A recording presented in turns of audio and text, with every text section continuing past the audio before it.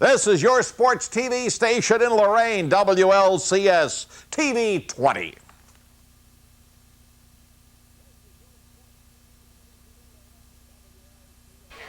Good evening and welcome to TV 20 WLCS, and it's another season of Lorain City Schools Athletics. We're here tonight at George Daniel Field for the season opener with the Lorain Admiral King Admirals hosting the Toledo Start Spartans.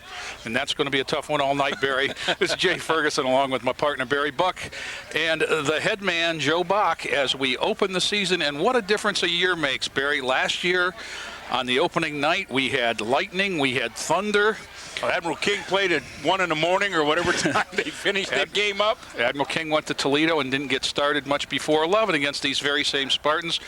Dropped a 22-12 opener last year to this Toledo team.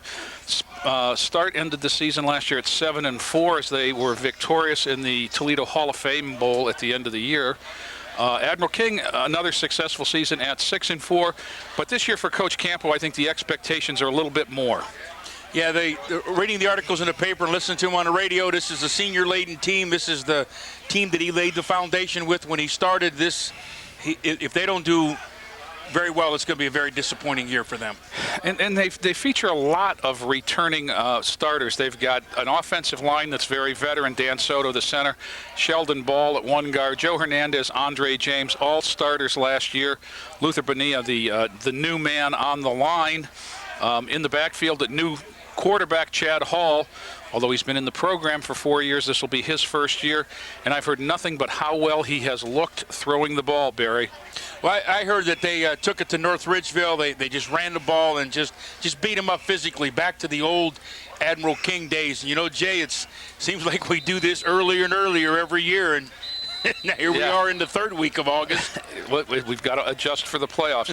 And don't think that that's not on the Admirals' mind, is playing into that 11th week this year. It starts tonight, though, and the key for the Admirals, as it has been for the past several years, is going to be the running game. And they feature a trio of backs. The fullback will be John Gerber. Got a little time last year as a junior. But full-time starter this year. And the wing backs, number 3, Chris Boo Kimbrough, who was a wide receiver last year and punt returner extraordinaire, had several touchdowns of over 80 yards. And the exciting Mr. North and South, Anthony Harrison at the other wing. And Coach Campo says that's their most skilled position, and he's their most skilled runner. Well, we've been doing it for 2.5, 3 weeks, and they've been lifting all winter. Let's see if it pays off. And defensively, the Admirals are going to come out with a veteran crew as well. I've heard nothing but this is the best secondary we've had at Admiral King in years. And we'll spotlight them because we feature number 3 again, Boo Kimbrough, at one corner. The other cornerback is a young man that played at Admiral King for 2 years as a freshman and a sophomore, moved to Missouri and had just an outstanding season on defense last year out there, and is on several Division I schools' radar. That's number 23, Vincent Lee. He's the other corner. And then the safeties. Miles Jones drops back from, he was an outside linebacker last year. And number 6, Gary Donald, who just hits everything that moves, Barry, back there. And so the back judge better be aware. That's it. They're excited about football again at Admiral King. We're excited to be here, and we'll be back with a opening ceremony right after this. Timeout.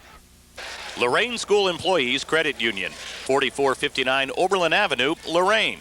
If you're an employee of the Lorain Board of Education or an employee's family member, you're eligible for the lowest rates, the best products, and the friendliest service in banking with Lorain School ECU. Speak with us about a membership today and start reaping the rewards of membership with Lorain School ECU. Phone 440-282-4600. Some of the best people you'll ever meet are LCCC students. We have great academics, dedicated professors, affordable tuition, and a university partnership. The opportunities are endless. LCCC credits transfer, and the UP has more than 30 programs right on campus. I've got a job I love. LCCC helps make it a real future. We need graduates who are prepared and ready to get ahead, so we turn to LCCC. Real education gets real results. There is a new bank in town, Mortgage Plus Bank. We offer conventional purchases and refinance loans. debt consolidation, home equity lines of credit, construction loans, commercial loans, and we even offer 100% to 125% loans. Hi, I'm Scotty Campan of Mortgage Plus Bank. If you have high credit card debt, if your monthly payment is just too high and you can't get ahead, please call us today, and we can save you $500 on your processing fee. I know we can help you. Your one-stop place for something really special is Impressions, corner of Oberlin Avenue and Tower Boulevard. T-shirts and sweatshirts personally designed to your specific needs. Anything from bears, trains to zebras, and specially designed hats as well. And don't forget Impressions, your one-stop spot for school jackets. See Dave, the designer expert at Impressions, Oberlin Avenue at Tower Boulevard, right here in Lorain. Hi, Mr. President. My parents believe that eating meals together will make our country strong. Is it something that you did when you were a kid? I did eat with my family so long as my mother wasn't cooking. It's not good making fun of your mother, even if you are president, but it is good to have dinner with your kids. We know the more often children have dinner with their families, the less likely they are to smoke, drink, and use drugs. So simply having dinner together can help your children forever, even if you're not a great cook. Looking for the right color, the right style, the right price for your floor coverings? Well, you can find them all at Ted's Floor Coverings, the only place you need to shop for affordable custom flooring. Whether you're looking for area rugs, carpeting, laminates, ceramic, or marble, you'll enjoy browsing through one of the largest showrooms in Northeast Ohio. Their talented staff will even help with your design questions. Ted's is proud to showcase the Kathy Ireland Shades of America collection. Shop at Ted's Floor Covering, 668 Broadway, downtown Lorain, a local company committed to our community. Ted Kalo, President. Since 1921, your hometown financial professionals at First Federal Savings of Lorain have dedicated themselves to meeting the financial needs of their customers and surrounding communities. They offer a wide variety of financial investments as well as home mortgages to meet your every need. Loans on boats, cars, mobile homes, and other worthwhile purchases are also available. Whatever your financial need, First Federal Savings of Lorain is ready to help with 8 convenient locations to serve you in Lorain, Avon, Huron, Sandusky, Port Clinton, and now its newest location at Park Avenue and Levitt Road in Amherst. First Federal Savings of Lorain is an equal housing lender and FDIC insured. Your lawnmower needs serviced. Your snowblower doesn't work. Your riding mower needs repaired. Who are you going to call? To avoid all this frustration and for no mower worries, call Mark Furman Mobile Mower Service at 315-0250. Mark Furman Mobile Mower Service makes good old-fashioned house calls. Most services done on-site at your home when it's convenient for you. He's been servicing the area's power equipment needs for over 30 years, servicing most makes, including Sears, MTD yard machines, Briggs & Stratton, and other major name brands. Remember, for no mower worries and for fast, experienced professional service, call Mark Furman Mobile Mower Service at 315-0250. Good evening, ladies and gentlemen. Tonight we will be recognizing former Lorain City School student Airman First Class Eric M. Barnes. Eric was born July 30th, 1986 to Tom and Sherry Barnes. He has one brother, Dale. Eric was very active in the Lorain Youth Baseball League and in Boy Scouts.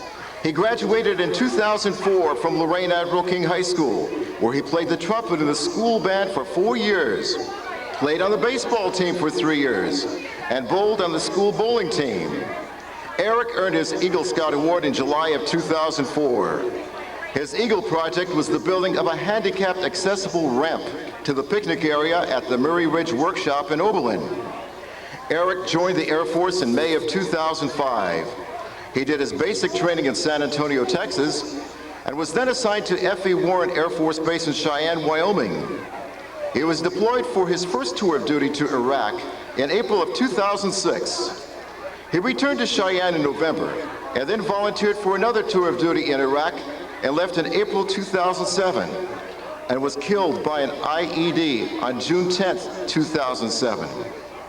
This evening, we would like to recognize Eric for his contributions to Lorain City Schools and the service that he has provided all Americans as a member of the armed forces.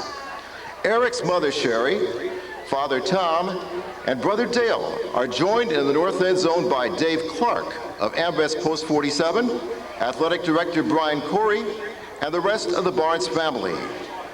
The Lorain AMVETS Post 47 has donated a new flag in honor of Eric. This flag will be raised tonight for the first time in memory of not only Eric, but all of the soldiers, both current and former, that have served our country so well. Raising the flag are Admiral King NJROTC cadets.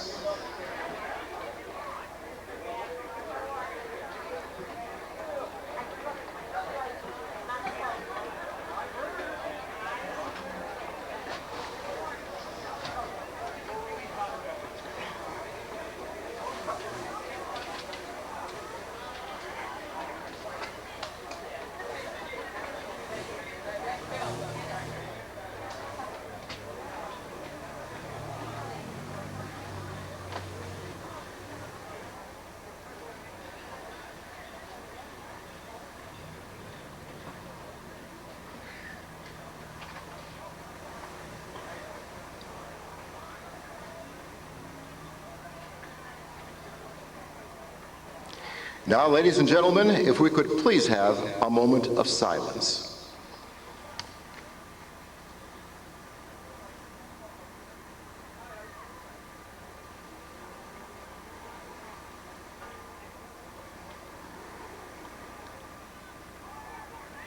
Thank you very much.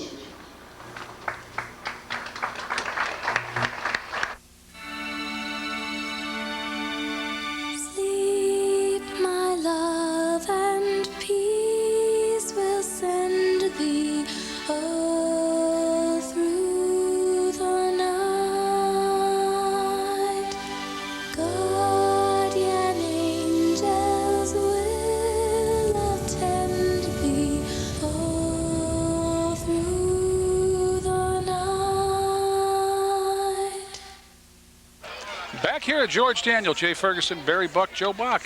And Barry, it's opening night. Looks like Toledo's start will kick off, but just like everything, it's the first night, so we did this, now let's switch ends and do it all again. Well, the other thing, Jay, that our listeners and viewers are going to be looking at is there are no numbers on the field. Well, Barry, not only that, but the reason for the confusion is there was a 15-yard penalty against Admiral King. For something, because they're going to kick off on the Admiral King side of the... I wonder if it had something to do with the numbers not being on the field, or... We'll try and find out what that penalty was all about and let people know. But it definitely, it's going to be Toledo start kicking from the 45-yard line. The kicker, number 24, Kyle Whitmore, is going to put his instep into the ball, and the OH season is underway. This is Anthony Harrison at about the 5. Now, Jay, I got to believe that a high school kicker, there's another flag. That's a late one. That one came pretty high. I got to believe that a high school kicker should have been able to put that ball in the end zone and not have the Admirals return it. With their dangerous speed, I would think you would not want that happening. I would think that that's what you would want to do. And we're going to see a dead ball personal foul against Toledo start. Here's the 15 yards coming right back on the opening kickoff. But I think you'd rather have that on the kickoff. Yeah, because you do, as you say, Barry, from the 45, you'd think that just kick it in the end zone. Just line drive it, and you can't return it. Everybody gets a free hit and get the nerves out of the way. And you can't return it in high school football out of the end zone, so here we go. Well, and here we go, and number 5, Chad Hall, is going to be under center for the Admirals. As we said in the opener, the line is a veteran one. Center Dan Center on either side. Luther Bonilla and Sheldon Ball at the guards. Joe Hernandez, Andre James are the tackles. Admirals line up with John Gerber at fullback. Motion is Anthony Harrison, and he's going to get it north and south. Breaks the first wall of defense. Very good, nice gain of 5 yards there. And you know, Jay, we're getting to the point now where this is Campo's 3rd, 4th. I don't know how many years he's been there now, but these kids have had this system for a while. They understand it. I mean, and the senior-laden team, as we talked in the opener, and the win should never be a factor with Admiral King. And they should be, you know, as Harvey Herman once said, we can play with a hat. We don't need a ball. We can play with a hat. We're just going to hand it to the next guy. We're going to hand it off, and then when they start putting 8 or 9 guys on a line of scrimmage, we'll throw it once in a while. There's a flag as the snap was late that time, it looked like, Barry. There'll be a little motion there, I think. Nate. Ubiquitous traveling indication will push the Admirals back 5 yards from whence they started. Do they have that sign in volleyball? It could be the universal. That is, in volleyball, that means you want a substitute. There we go. So we found 3 sports with that. That's it.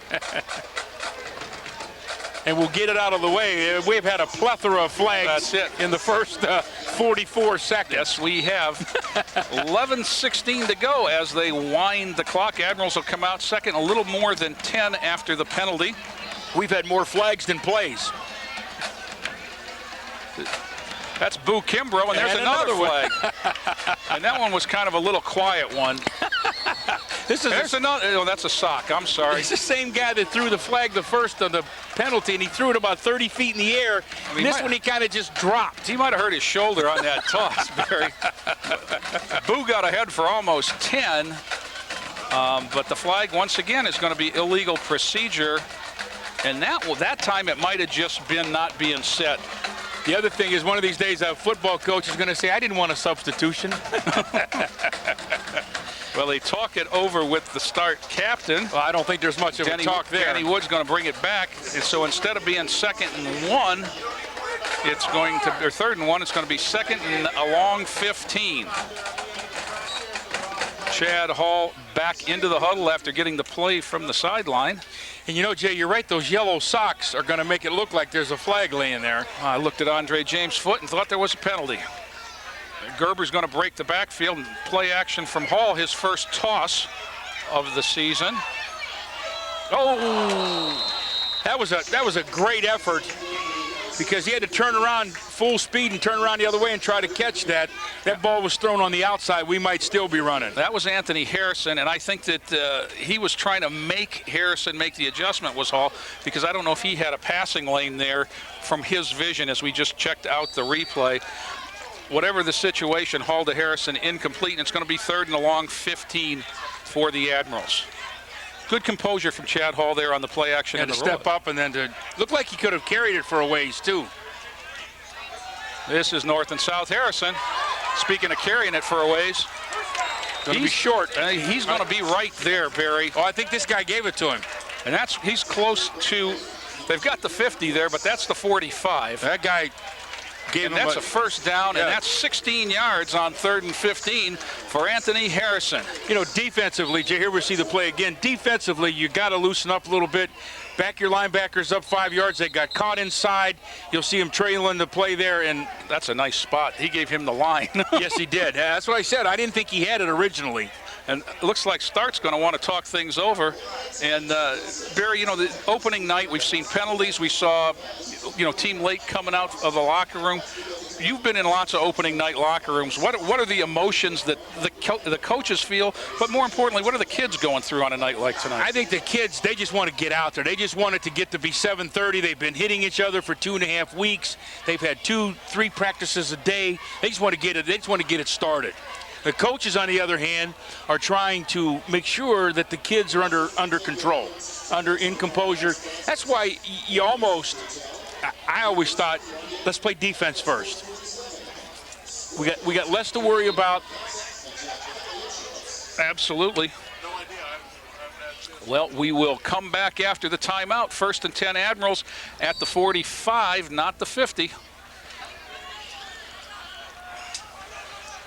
And this time, inside handoff, and Mr. Gerber's got a little ways to run. It's all about whether or not he can beat the safety. Well, he had the angle. He wasn't going to outrun him, whether he could break the tackle, but number 3 had the angle on him, and that was a nice run by your fullback when he can break outside like that. That's a nice block. John Gerber, 45, from the 45 to the 12 for another Admiral's first down. You see it right here.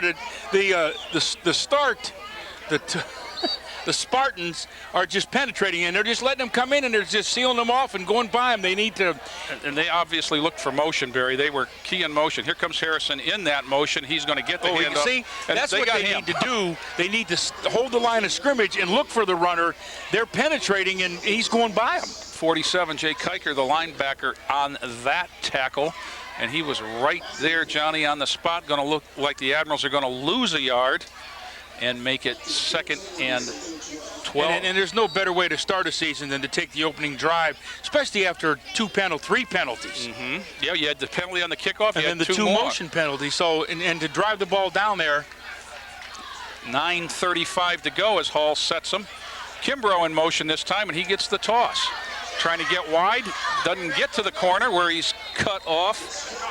See, somebody from start has made a couple of adjustments now, and they're scraping a little better. They're reading the guard pulling, and they're getting out there where they need to be and filling the lanes. The other thing, Jay, if they don't score, then they've got Start in a big hole. Right. So this is a positive. I mean, you want to score when you're down this far, and we know nothing about their kicking game, but you want to score when you're down here. If you don't, you got them in the hole.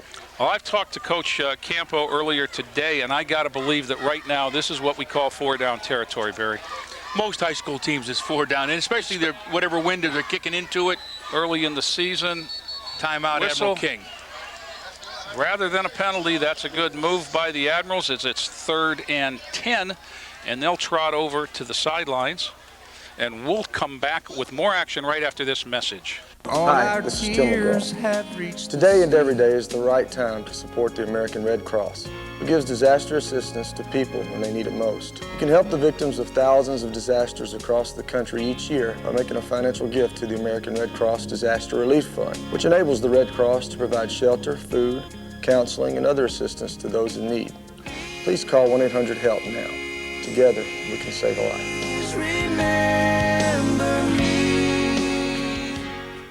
We're back at George Daniel Field. First quarter, 8:49 to go. Admiral King 3rd and 10 on the start 12-yard line. And there's the pitch.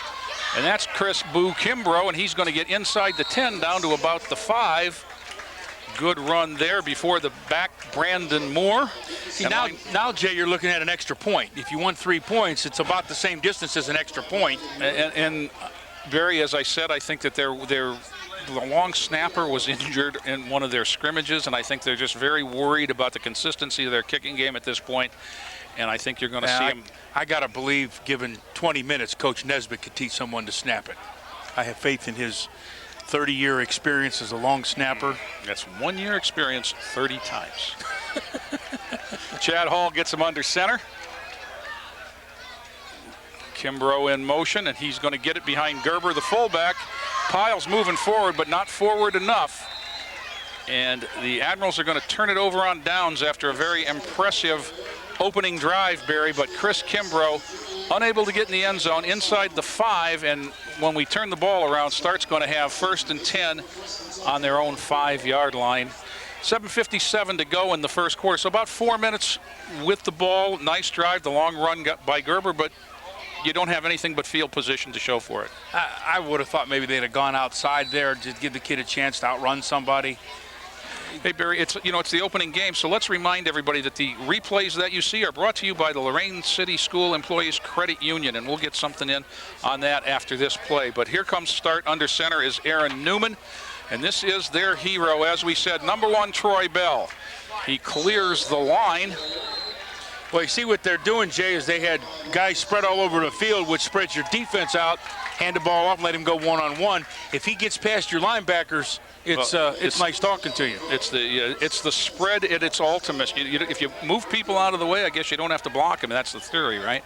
That's one of the theories. Well, we'll set the Admirals quickly on defense. The ends are Michael Taylor and Adrian Casey. Fernando Otero, Quentin Watson are the tackles. Big Dale Linder is over the nose, number 59. Linebackers, Ryan Garrison, 50. John Gerber, the fullback, at 43, picking up double duty. Again, this is Bell, the tailback, and he's got not quite as much. There's Big Dale Linder. And it looks like he's wearing 99 tonight rather than 59. Yeah, he's got 99 on it. But that's not him. That's the guy over the center is 99. Yeah, that's Dale Linder, the nose tackle. He got in that hole and gummed it up a little bit along with the linebackers. And then there's a different philosophy, Jay. Some people think that you need a big, strong nose guard. I know when I coached, mine weighed about 140 pounds, but they couldn't block him. I was going to say you that. Can't snap the ball and block him. You got one of two choices. No, you line a big guy up on the center and take him out, or you put him in the gap, and a quick guy in the gap, and let him cause havoc. That's Bell, and he's ripped out of bounds by number 23, Vincent Lee, the returning cornerback for the Admirals. He was, as we said, in the program as a freshman and sophomore and spent a year abroad in Missouri.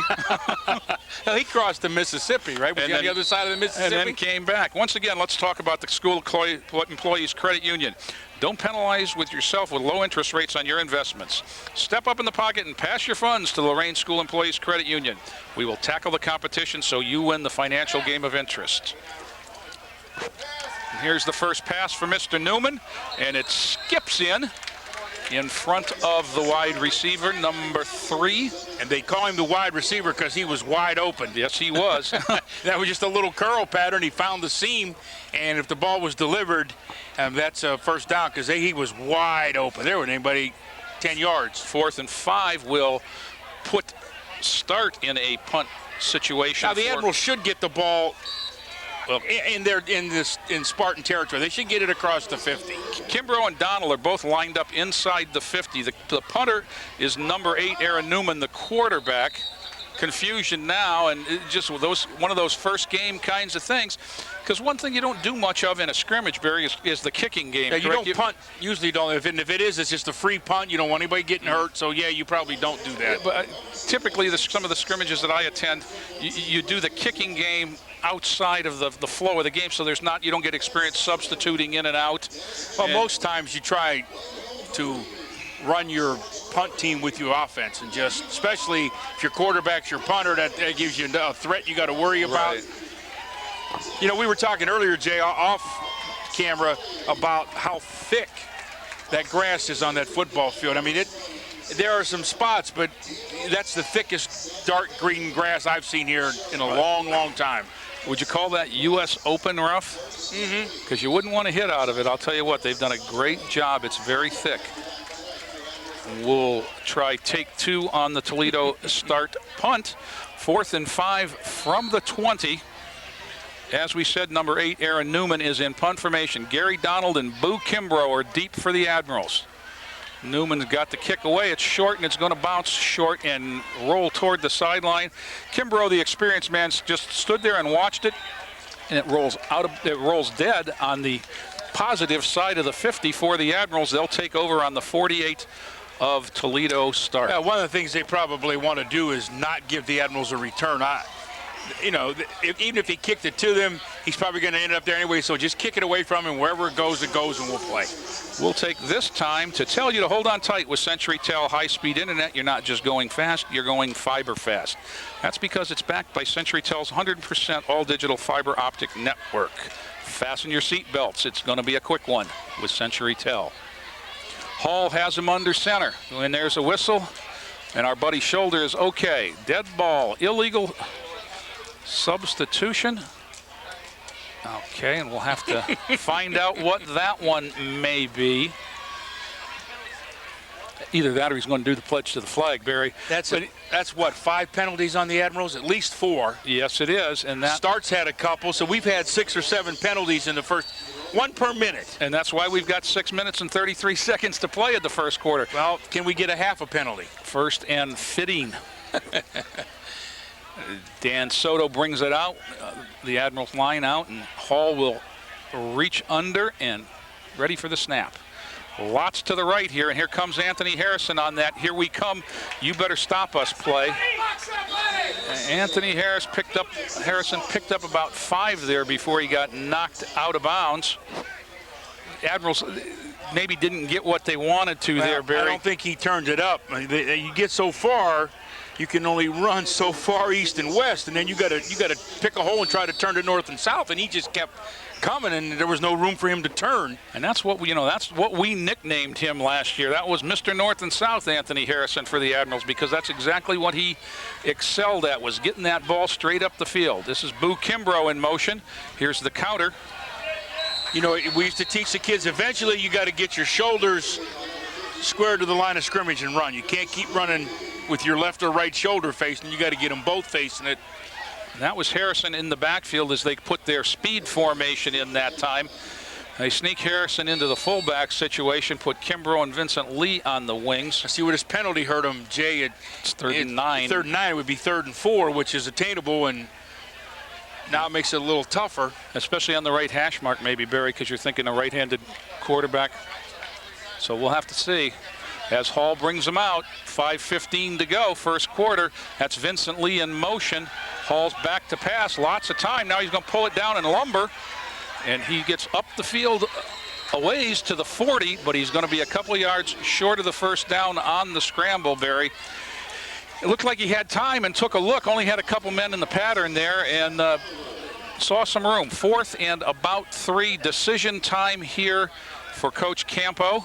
Well, he's going for it because he's sending his quarterback back in. Sending the quarterback back in, and this is a statement kind of move here from Coach Campo, saying to that big veteran offensive line, we trust you. And saying we have a little faith in our defense, too. If we don't make it, I think it's a little early for this, but 4.5 to go as the Admirals snap it. And that's Harrison, and it's going to be close. I'll guarantee you this, it's first down, but we're going to have to see which way. That's true. It is real close. That's close enough. They're going to measure. Joe Bach, who doesn't miss many of these, says it's a first down. We know it's a first down, Joe. You think he's got it? Barry Buck says he thinks he's got it, too. I think he's got it. By the way it was positioned. Well, we didn't get the favorable spot we got on the sideline over here on the first one. It is that close. I think he's going to be a little bit short. Different guy. Yes, he is. He's an inch short. 1st and 10 for the Spartans as they hold. I might have kicked that one and played a little field position early on. Because now even if Start doesn't get the first down, they punt it, and now the Admirals are back deep in their own territory. So, well, we're 1st and goal at the 38 for Toledo. Opening possession, they picked up 1 first down from their 5, punted from the 20. Other than that, the Admirals have really had the ball the whole ball game. This will be number 8, Aaron Newman. He's in the eye this time with Troy Bell, the tailback, deep, and he's going to run the isolation. See, that's why you put the fullback there. Now they can isolate a linebacker and say, we're coming at you. And this is the old Admiral King. Just double down, kick out, and just leave the linebacker there. And if he makes the tackle and you watch, that fullback stuck him right there, and that left a hole. And until they got to Miles Davis, the safety, with the nice form tackle. But 8 yards later, it's 2nd and 2 for the Spartans. And again, Jay, he's one guy from making it 6-0. If Miles doesn't make a great tackle there. And he is the returning offense for Toledo. Here comes Adrian Casey. He hit the quarterback just as he released it. The pass was intended for 3, Devin Price, and Newman's pass falls harmlessly to the ground, bringing up a 3rd down. Now, see, that's a pretty good play, 2nd and 3. But you got to throw a pass that's a low completion pass. You got to throw it. I mean, the quarterback's got to throw the ball 15 or 20 yards because he's throwing it way out versus just a little hook pass or something in the middle. Now they got to get the first down, and let's see if they give it to. This is Bell, the tailback, is lined up as the quarterback. Newman's out wide. They're going to direct snap to the tailback, and he's going to keep it in the Pat White look from West Virginia. And he's hit hard, but he's going to have a first down. That was Gary Donald that led a host of Admirals. But like you say, it's the LEL offense. Get your best player with his hands on the ball. Following the spot, we may have another measurement. I thought he had it for sure on the hit. Donald came up and put helmet to runner, and he went backwards, but close enough for a measurement, Barry. And while they bring out the change, allows me to take a minute for Brian Corey to thank some of our local sponsors, which include CenturyTel, Fligner's Supermarket, AmVets Post 47, Scorcher's Casual Eatery and Draft House, Jack Kelly Insurance, Visual Expressions, VFW Post 451, Jim Carney, County Engineer, Lormet Credit Union. They got it. They pick up the first down, 1st and 10 for Toledo, just shy of the 50. And we left off with the IBEW, the Brotherhood of Electrical Workers, the Port Authority, Yalas and Alicios Pizza, Nielsen Jewelers, Jim Campana Inc., Giardini Cook Nickel LLC, and Barry says, I think I forgot Biggie's Pub. Without them, this event tonight wouldn't be what it was. And once again, kudos to Coach Athletic Director Brian Corey for the wonderful spread that he secures from his sponsors for the press box. We are the best fed crew in the LEL. This is again Bell at the quarterback position, and he's going to take it on the option and keep it. And he breaks a couple tackles, and he's dangerous now. And there's a flag, as I think we're going to get a block behind the play. The official practically hit number 4, Tyree Crape, with the flag. It was 12, 13 yards downfield, but the indication is that's going to come back. And that, as a coach, that's the one that really frustrates you because he's already past you. You know. Yep. And he, as we look at it on the replay monitor here, you'll see there's the tackle. Now, as he cuts back, now the flag comes out. Yeah, he was 5 yards past that, and the flag's still out of the picture. It's a block in the back. It's going to be a 10 yards from the spot of the foul. So rather than about a 20-yard gain, Toledo gets 3 yards, but they get to play the down over. So it's going to be 1st and 7 for the Spartans. And we'll see what they come up with now, whether it's Newman or it's Bell. Now it's Newman back with Bell in the shotgun with Bell alongside. And he's going to pass 1st and 7, and he's going to ask for it all. And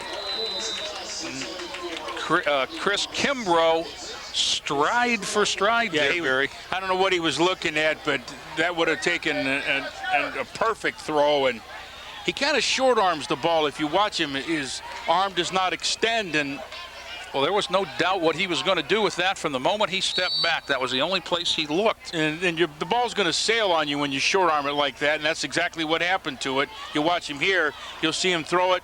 See, he short arms it, and the ball just takes off. He has no direction. Here we go out of the eye, and this has been effective. This is Bell again behind the fullback. There's another flag in the backfield. That's going to be a hold. And that's going to come back as well, I'm sure.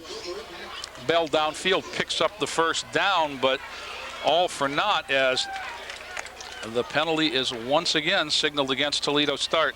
And while we haven't been keeping track, Barry, and we agreed that we weren't going to use the word plethora, so we'll say there's been a bunch of penalties. I think we used it early just to get it out of the way. I think after the 5th flag on the 6th play, we said there's a plethora. And that, yeah. And now we're into the plethora squared area. And we are into. This is going to be a hold, and it's going to come back way back to the 40 now. So at one point here, Start had advanced the ball as far as the 35, but a penalty on that play and then a penalty on this play, and they're back on their own 40. And that last play was really bad because it was 10 yards from the spot, so that was probably a 15, 16-yard penalty. Anyhow, and there's a whistle, and that snap didn't get there that time as Start wanted to run a screen, and I think that they were pretty well set up there. And another flag, and another flag. This one's going to be traveling. Well, if it's traveling, the ball goes back to the Admirals. We'll march off another 5, and it's back to the 35. Defense driving now for the Admirals. It is. This is their best defense, isn't it? 2nd and 23. And this started 1st and 7 at one point. Now you just back your linebackers up again, loosen them up a little bit. See, they kind of got them kind of tight. It's interesting that they come out now and they're out of that I formation. That's been what I've seen to be successful. Newman's going to look to throw. He's under the gun and pulls it down. He's got room and run out of bounds. Now, if we watch this defensive end from Admiral King, he takes the wrong route. And he gets too deep, and then the quarterback runs away from him. Watch him. Michael Taylor penetrates. He's too deep, and he's chasing him when he needed to come down the line of scrimmage, and he had no. What he did was he did his job. He flushed him out of the pocket, but there was no contain on the other side. Nice gain there of, without the yard marker, about 11 yards. Makes it 3rd and 12. 11. Here comes a bunch over here to the left as Newman in the shotgun. 3 receivers to his left. And that's the way he's looking. Nice protection. That one sailed and it's going to be picked off. And off to the races is Chris Boo Kimbrough. Nice cut and breaks the tackle, and he's going to get to the house, Barry. Now, I don't know if that's a flag or a towel out there. I don't think that's a flag. I think that's a piece of paper. because I don't see anybody. The only thing I see an official doing is saying you're going to go for 1 or 2 to Coach Campo.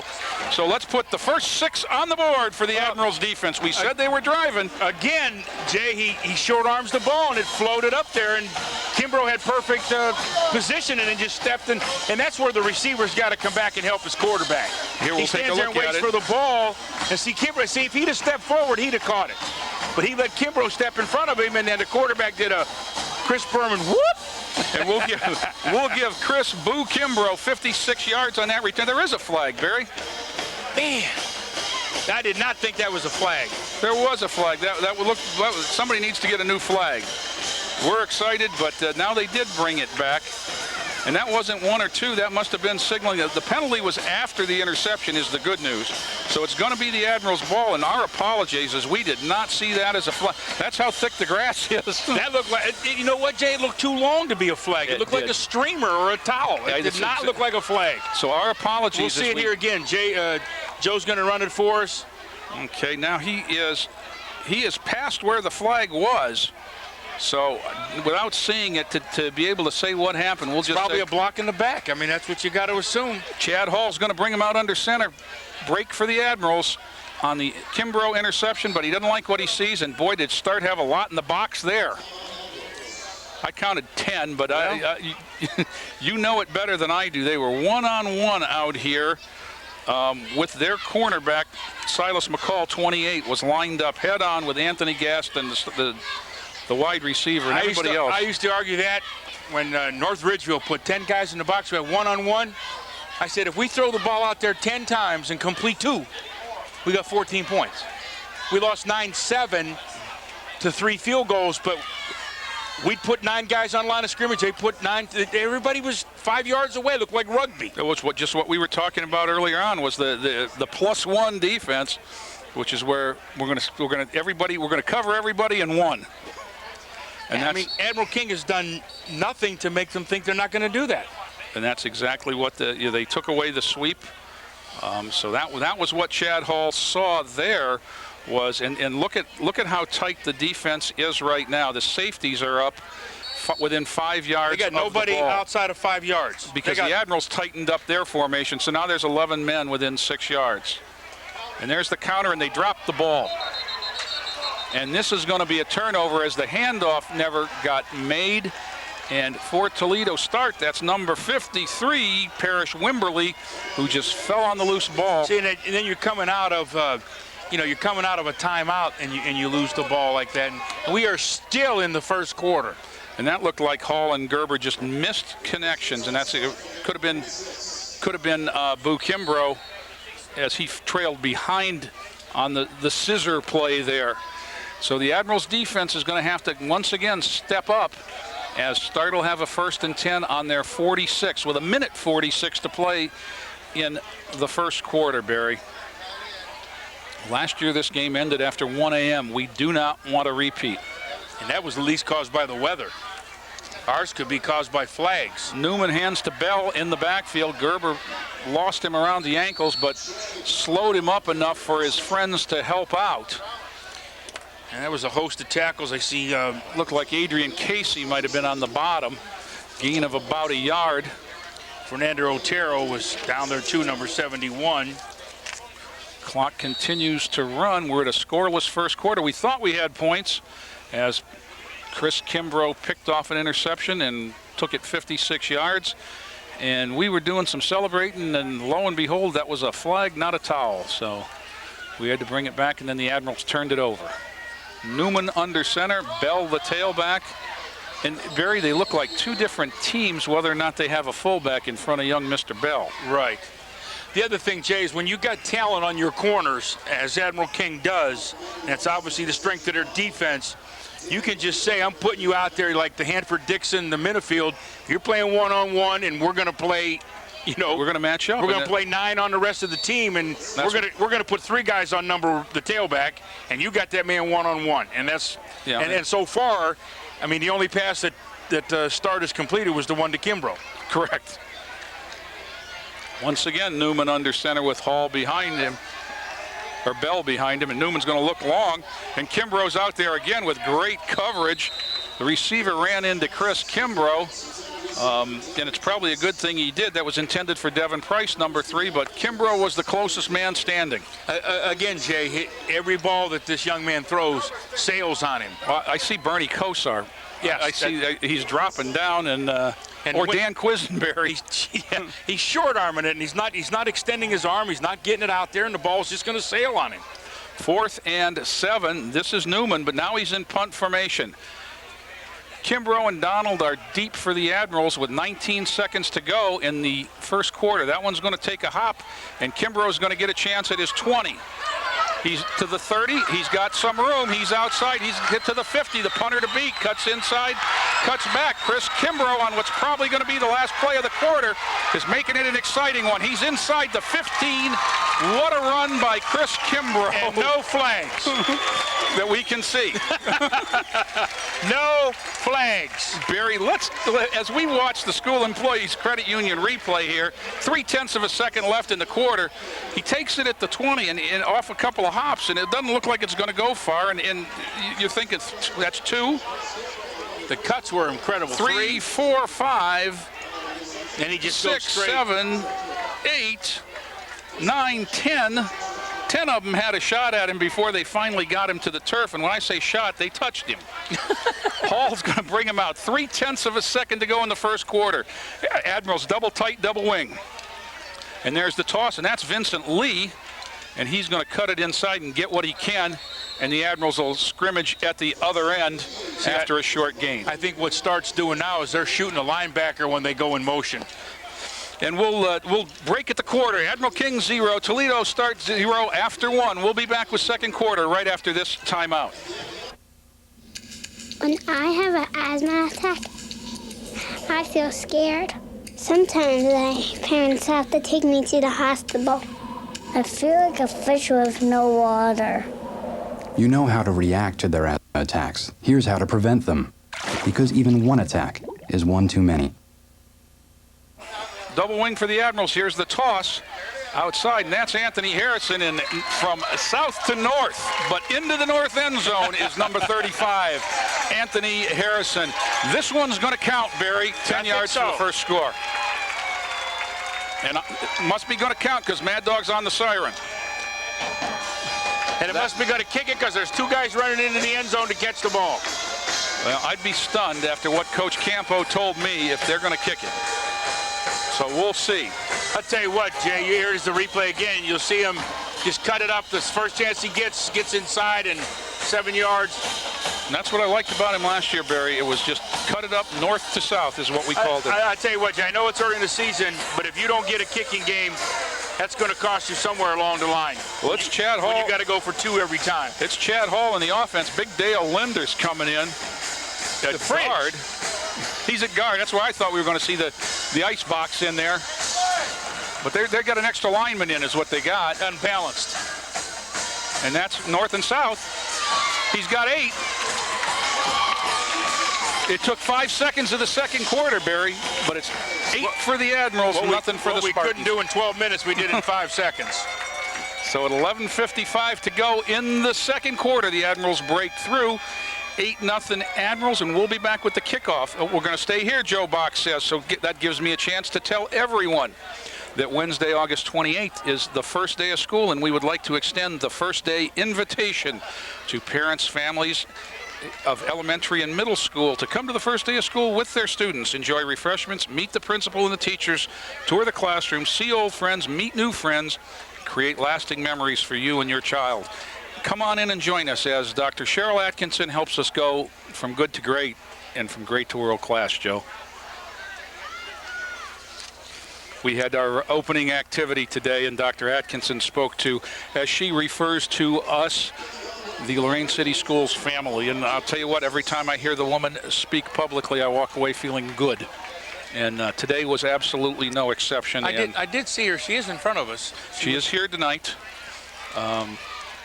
A year ago, she was at the first game as mom. Tonight, she's here as superintendent, as her son last year was the quarterback of the Admirals. Terrence, he's taken his football career to Worcester College. There's the kick, and it sails down to Devin Price, number 3, and he brings it straight ahead, and he's got a hole. And it's not till he gets to the 40 that he's dragged down by the special teams. Looks like Miles Jones there. Devin Price on the tackle. We'll get the kicker for the Admirals. I didn't even see that either. For you? 25, 35? I believe it was number 25. And that is Darius Smith. And he will be their place kicker. But once again, as we said, they've had an issue with the long snapper being hurt. And I think that's what it is. So Start takes over, down for the first time, 8-0, with 11:48 to go in the second. They're just shy of their own 40-yard line. Aaron Newman is the quarterback. Man in motion from bottom to top, and Newman looks to his right. Quick pass, comebacker to number 3, Devin Price, and I thought it was caught. Well, that guy signaled incomplete, Thank and then you, he Barry. looked at the referee, and he said it was good. I don't know how he could call that incomplete from behind. The only way you can call it incomplete from behind, I would think, is if you're sure. Otherwise, you have to ask for help. Right, and he should have made no more. He should have just looked, and the guy should, where you'll see him. He did definitely signaled incomplete, and it threw me. I mean, he caught the Joe ball. Bach's going to slow it down. He got it. Yeah, he did get under it. It was good for a gain of a yard. 2nd and 9 as Newman brings him out. This is a different runner for Start. And we're going to get number 28. He looks like a quick one. Silas McCall, the sophomore tailback, gets ahead for a good gain. Now, maybe it's because they're closer to us, but that fullback looked bigger than the one they had in before. This is a whole different backfield. And ahead for a nice gain on second down. Is going to bring up a 3rd and 2. Bell's coming back. Now Bell's coming back with Newman. Once again, opening night, you're liable to see anything. Well, you got both of those. You got that other. Now you got Bell. Bell's going to take the snap now. And you got McCall. Is that who you said it was, 28? You got Newman out here to the bottom of the screen as a wide receiver on the flank. Bell's going to keep it, and he's going to go a long way, Barry. Wow, that opened. Reminiscent of the Red Sea, the Admirals defense. We got a player hurt. Wide open there, and that's going to be one of the big interior linemen for the Admirals, I think. But that just really opened up well, and it was off to the races for Troy Bell, and he's going to get 52 yards on that carry. He's holding his shoulder. As the trainers run out here, we've got an injured Admiral. I think it's 71. I'm going to guess that it is myself, but as they line up for the extra point, Jeremy Wilt is out there, the coach for the Admirals, trying to make sure that people see. And now they don't see, and now the crowd is starting to yell. And I believe that the official in front of the place kicker now has recognized that the trainer and an Admiral are down. Situation is this, 10:17 to go, second quarter. Otero's going to make it up. That's who it was, number 71, Big Fernando Otero. He's going to come off holding his right arm. And 8-6, Admiral King scored 5 seconds in on an Anthony Harrison 10-yard run. He's going straight to Doc Colson, so.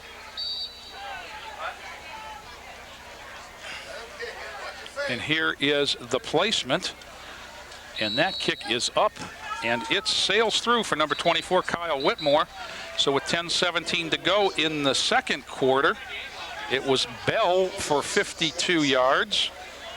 And then a placement from Whitmore, and we are right here at 8-7.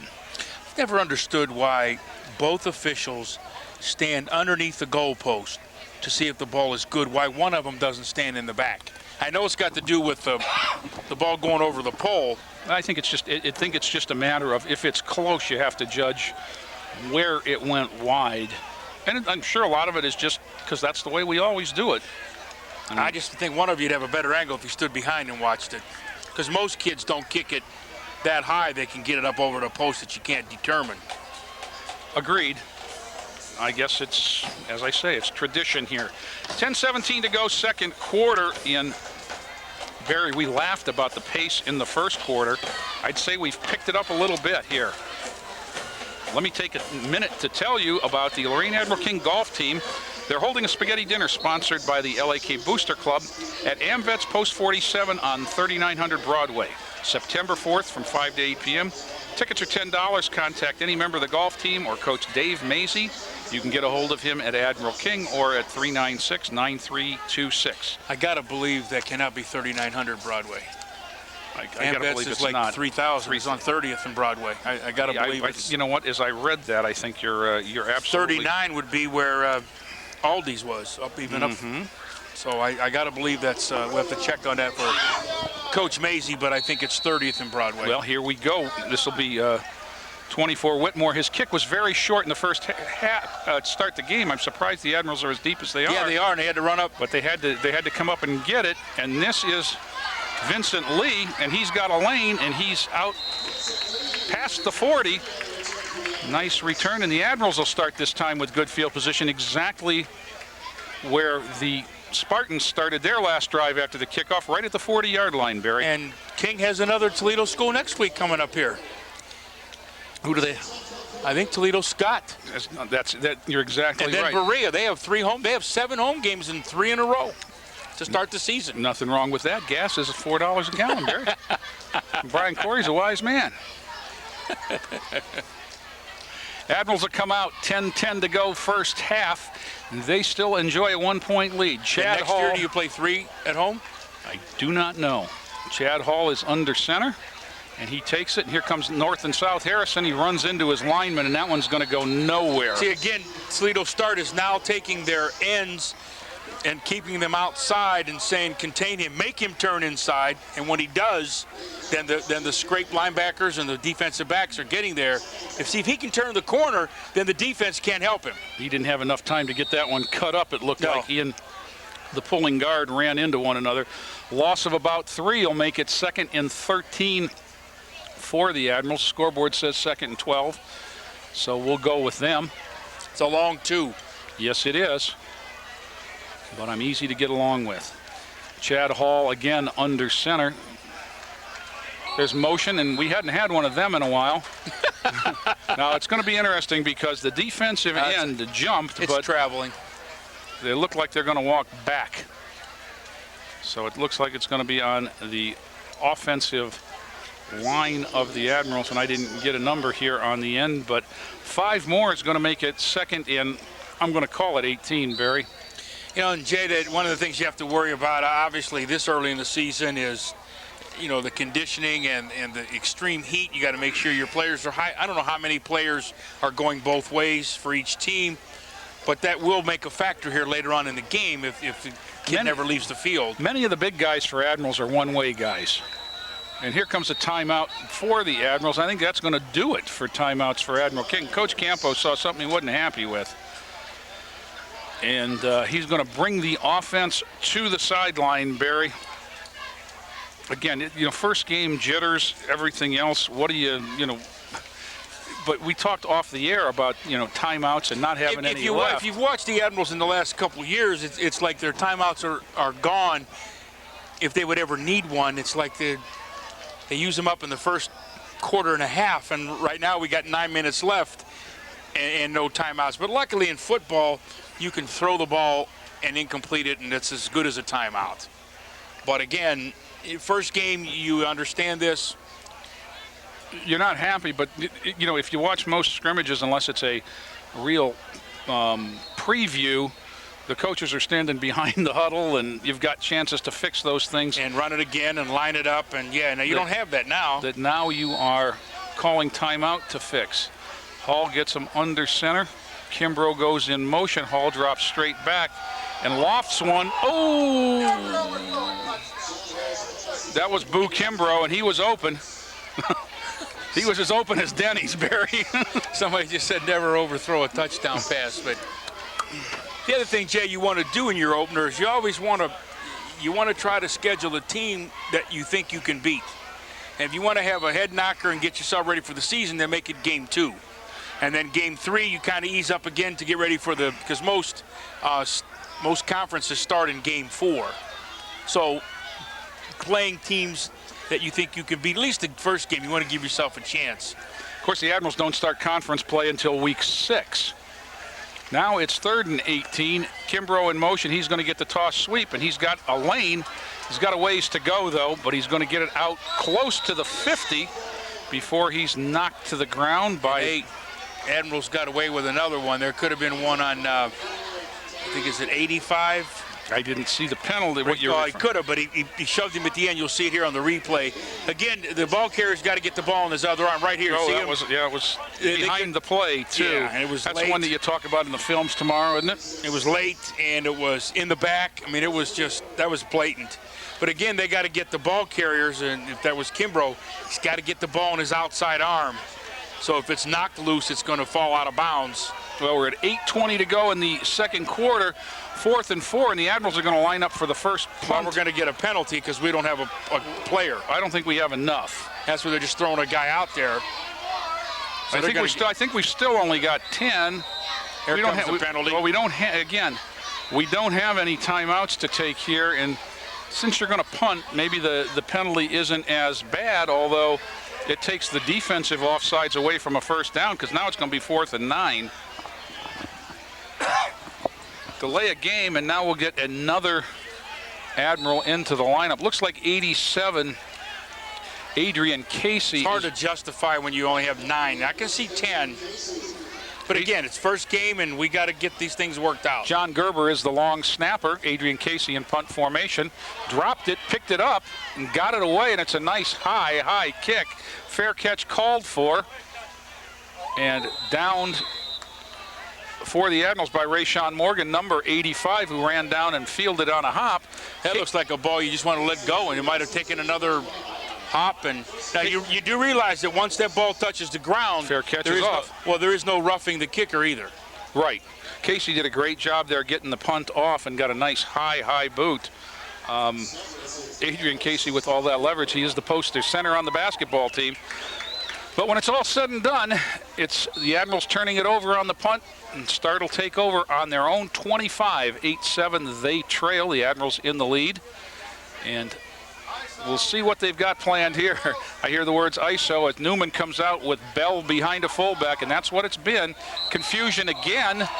Whistle on the snap. There was an Admiral running in as the ball was snapped, so I'm not sure what we're going to get here. I don't see a flag, but I did hear a whistle.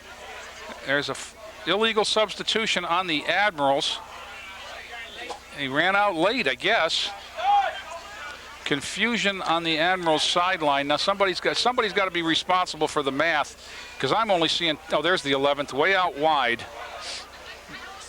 That's one you don't want there. You got him pinned at the 25, and now it's down to 1st and 5 without anything. And you would have had the ball. And yeah, the whistle sounded as the snap went off, but it did end up on the ground. Newman will bring him out once again in the I formation. In this formation, it's been Bell following the fullback, and that's what it is again. That was a little draw that time rather than a straight ISO. He's going to pick up about 3 on the play this time. Miles Jones up from his safety. I don't see number 71, Fernando Ortero. I see him standing on the 30-yard line, so I don't know the extent of his injury, but he's not in the ball game. Can't tell you who's in there in his stead.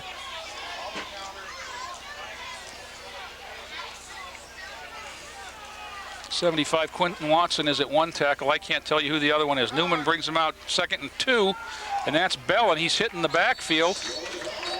And that one just kind of kept rolling as a couple of them.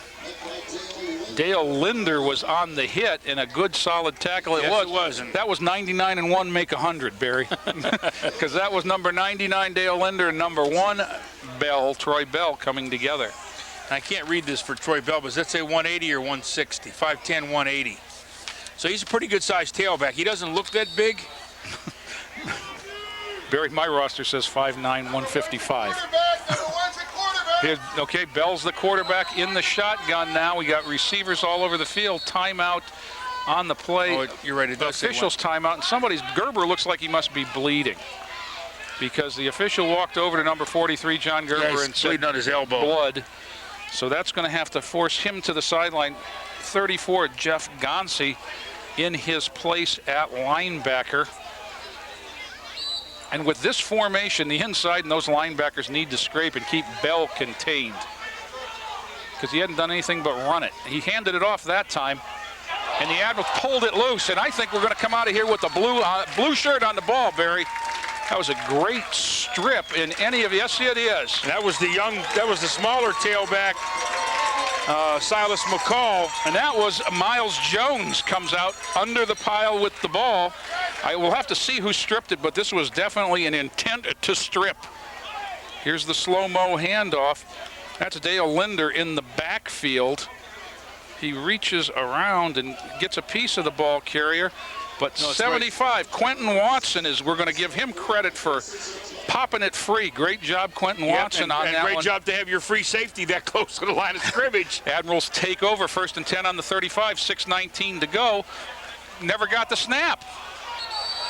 And I think Starks got it. And it's funny because I looked over here on the sidelines on the defensive possession, and Soto and Hall were practicing snaps near the track, and that is going to be a turnover. Number 10, Danny Wood, on that one. During that, and I hadn't seen too much, I hadn't seen any confusion to that point, but it's almost like there was an anticipation of a problem there. And we've just had it's just been really, the Admirals have they just keep shooting themselves in the foot with either a penalty or not enough players, or they're just not. Great stand by the defense, wasted on a bad snap, and Start will take over, 1st and 10 on their own 35 with 6:11 to play. Newman back under center. Bell was split wide. They're going to throw a screen, and this is out, and broken tackle gets the ball outside with number 3, Devin Price. He's going to have a first down before he's run out of bounds. You know, Jay, I'm just thinking here, all this speed on the field and everything's tackle to tackle. They're running ISOs and we're running the inside game. True. And there's just so much speed on that field. You got to get that ball outside. Well, the gain is about 12, Barry, to the 47. 1st and 10 for Start, 6:04 to go. And now there's a whistle and a flag. And that's an illegal substitution on the Spartans. It's going to push them back 5. That's, you might see that penalty 2 times a year. Well, then we've filled our quota. Well, we've had 4 already. Does that mean Southview doesn't have to worry about it? I don't know what that means, but this has been not a very well played game. It's been ragged. It's been the first game issues. 6:04 to go, 1st and 15 at the 42 now. And this is Newman in the shotgun. Bell sneaks out. They're going to throw a little flare to him, and he's got some room up the middle. And he's going to pick up the penalty and about 4 more. Well, see, that's what you got to do to, the Admirals we talked last when they got the fumble recovery. Your free safety is recovering a ball that's dropped on the line of scrimmage. That means he's coming hard, and all it's going to take is a play action or you play action and throw the ball down this side of the field. The Admirals are going to be hurting because they've got their 9 guys in the box. 2nd and 7 for Start, 5:30 to go. Newman's under center with Bell behind him, and that's just a straight handoff. And he's not going to go very far this time. Jeff Gonsi looked like he was in on that, 34. See, the Admirals are a little bigger than the Start team. I would think you'd run those 3 wide receivers, and here we'll see it on the instant replay, that somebody just got knocked backwards. Their lineman, 58, just got flattened. But you would think they'd run the ball to where the 3 receivers are and hope that your receivers can throw a screen block or an excuse me block, because they're not going to hit anybody hard, but just get some interference and let Bell run with the ball. 58 that got knocked back there was compliments of our friend Mr. Linder. Well, 58 went. He's the center, and he met the tailback in the backfield. And that pass is short hop there, and it's probably a good thing for them that it is, as Boo Kimbrough was right on Dennis Garrett. Whoever he's covering, he hasn't been a yard away from anybody that's. If they're going to be successful, I think they got to throw the ball to the other side or away from Kimbrough. Barry, here's the issue. I mean, talking to Jim Popeil, who follows this stuff, Vincent Lee was an all-state cornerback out in Missouri last year. So, when Coach Campos says that most talent they've got, 4th and 7, and they're going to line up and go for it just on the plus side of the 50 for Start, although Newman is in the deep shotgun or short punt formation. He just might punt it. Let's see if he's going to catches no steps and pooches it away. And this is going to take a long hop, and the Admirals are going to have a big field to go here. Down inside the 3. He made a great play just spearing that snap. Watch his snap go wide right. This looked like a first baseman collar and a wide throw. One hand, pulled it down, didn't take a step, and kicked himself. 47-yard punt that rolled dead on the 2. Pretty good play there by Mr. Newman. And there's a point, Jay, where the U.S. Open rough slowed that ball from going into the end zone. And now here you go if you're the Admirals. There's 4 minutes and 30 seconds to go, and you're backed up on your 2. And you just fumbled the snap. So you got it, number 1, take care of the football. Number 2, what you don't want to do is have to punt from down here and go into the half, giving Start a chance, field position for a chance for the lead. Everybody's tight, no room at the end there, and that was just the full back dive, and we'll wait to see if it was. You know, I think sometimes people are saying, why aren't you, giving numbers of people that are making the tackles or the plays? There's 22 guys on the field. They are so close and 17 of them are next to each other. Sometimes the huddle is as far apart as they get. Chad Hall will come in from the sideline with the play. Loss of about a yard there. 2nd and 11, and they're dangerously close to the end zone. And they're not going to get it inside. Here comes Harrison in motion. He's going to get the toss. He gets outside the 5, near the 7, it looks like. And let's call it the 6. He picked up about 5, and it's going to leave it at 3rd and 6. You know, one of these days, Jay, we're going to have to get the names of the chain crew, because those guys do a great job and never get any recognition or. I can pick out a couple of them. The big guy on the clip is John Akesy. I can tell you that for a fact. And that's Chrissy Dorsey in the yellow shirt on the one end of the chain. And Kevin Goodwin is on the box, I believe. And I can't tell you who the other end of the chain is. Oh, there's a whistle. And a flag. And a flag. How about that? That's offense. Yes, it is. And the Canadian, it looked a little bit arena ball. That was a Gladiators play. Half the distance. Speaking of chain crews, those guys earn every nickel they make. So do these guys, because they don't get paid. Well, I know, but them chain guys on that arena football. Yeah, that's a little too close. Hey, see, now they're starting the clock, and your quarterback's not even in the huddle. Well, we got 3:05 to go in the half. Admirals really need to get a first down on this play. 3rd and 9 now. I don't believe that they're going to throw it, just because I don't think they want Hall in the end zone.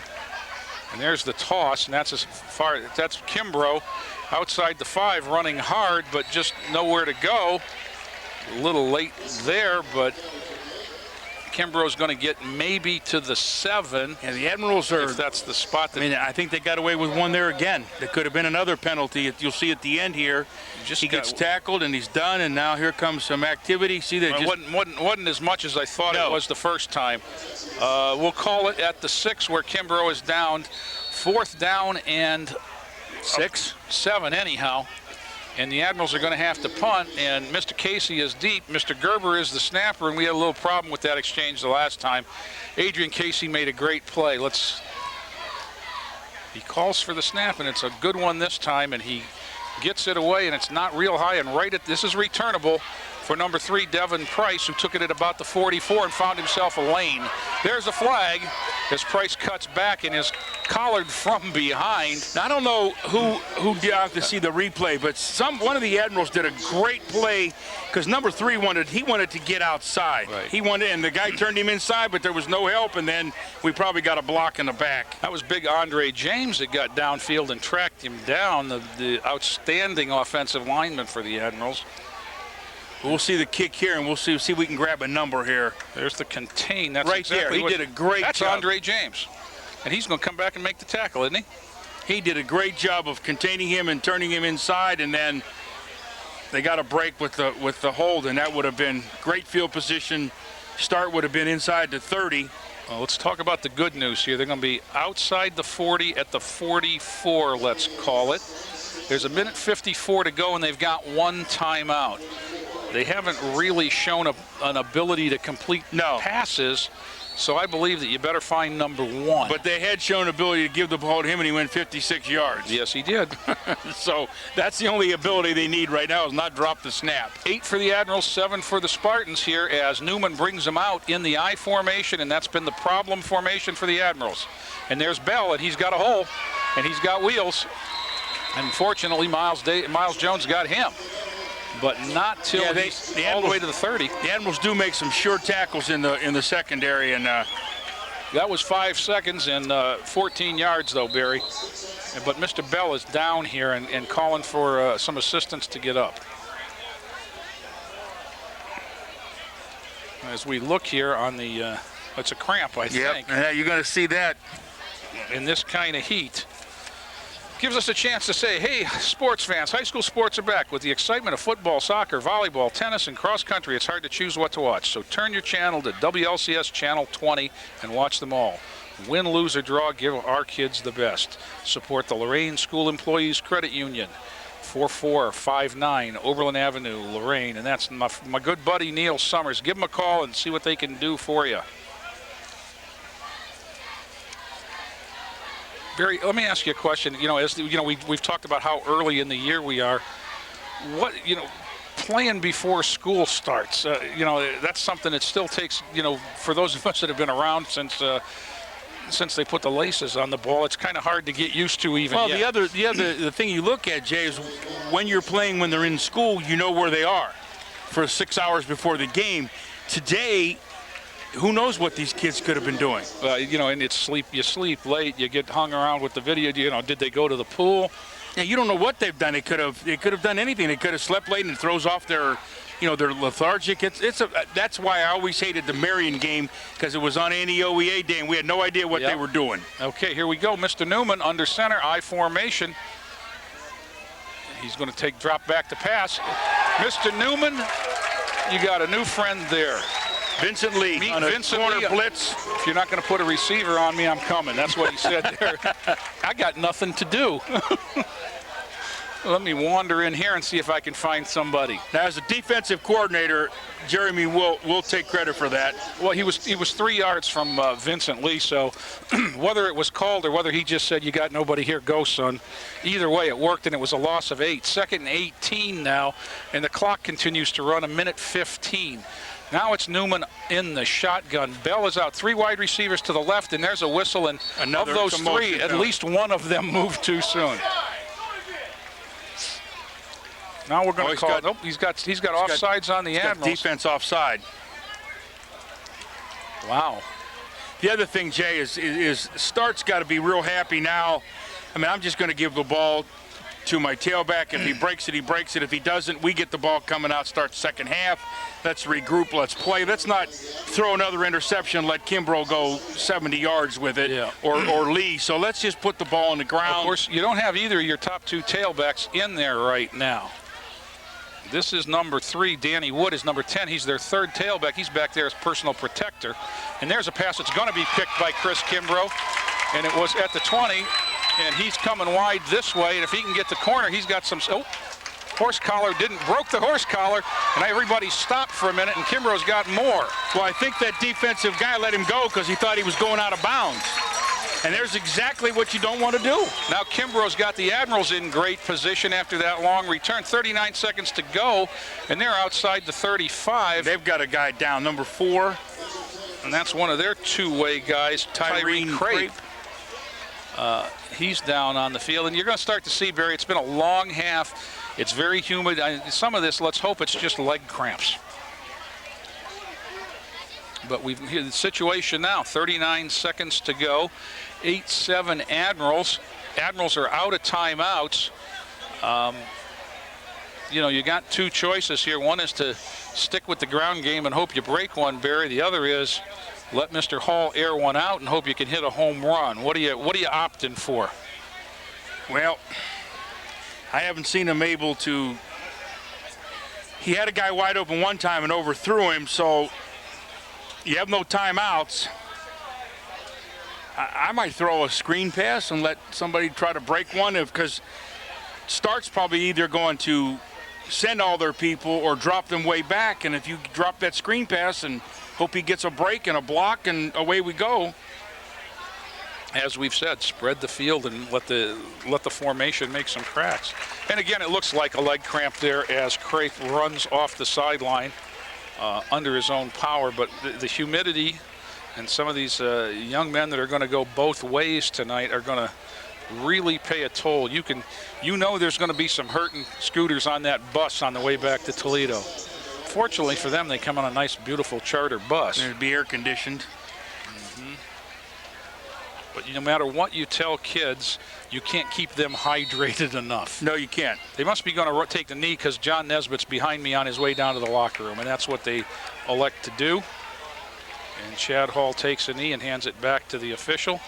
And the clock ticks down under 30. If that guy's smart, he won't start that clock till it gets to 24 seconds. And there's been no indication. Now he starts the clock. Yeah, see, that's a smart move. And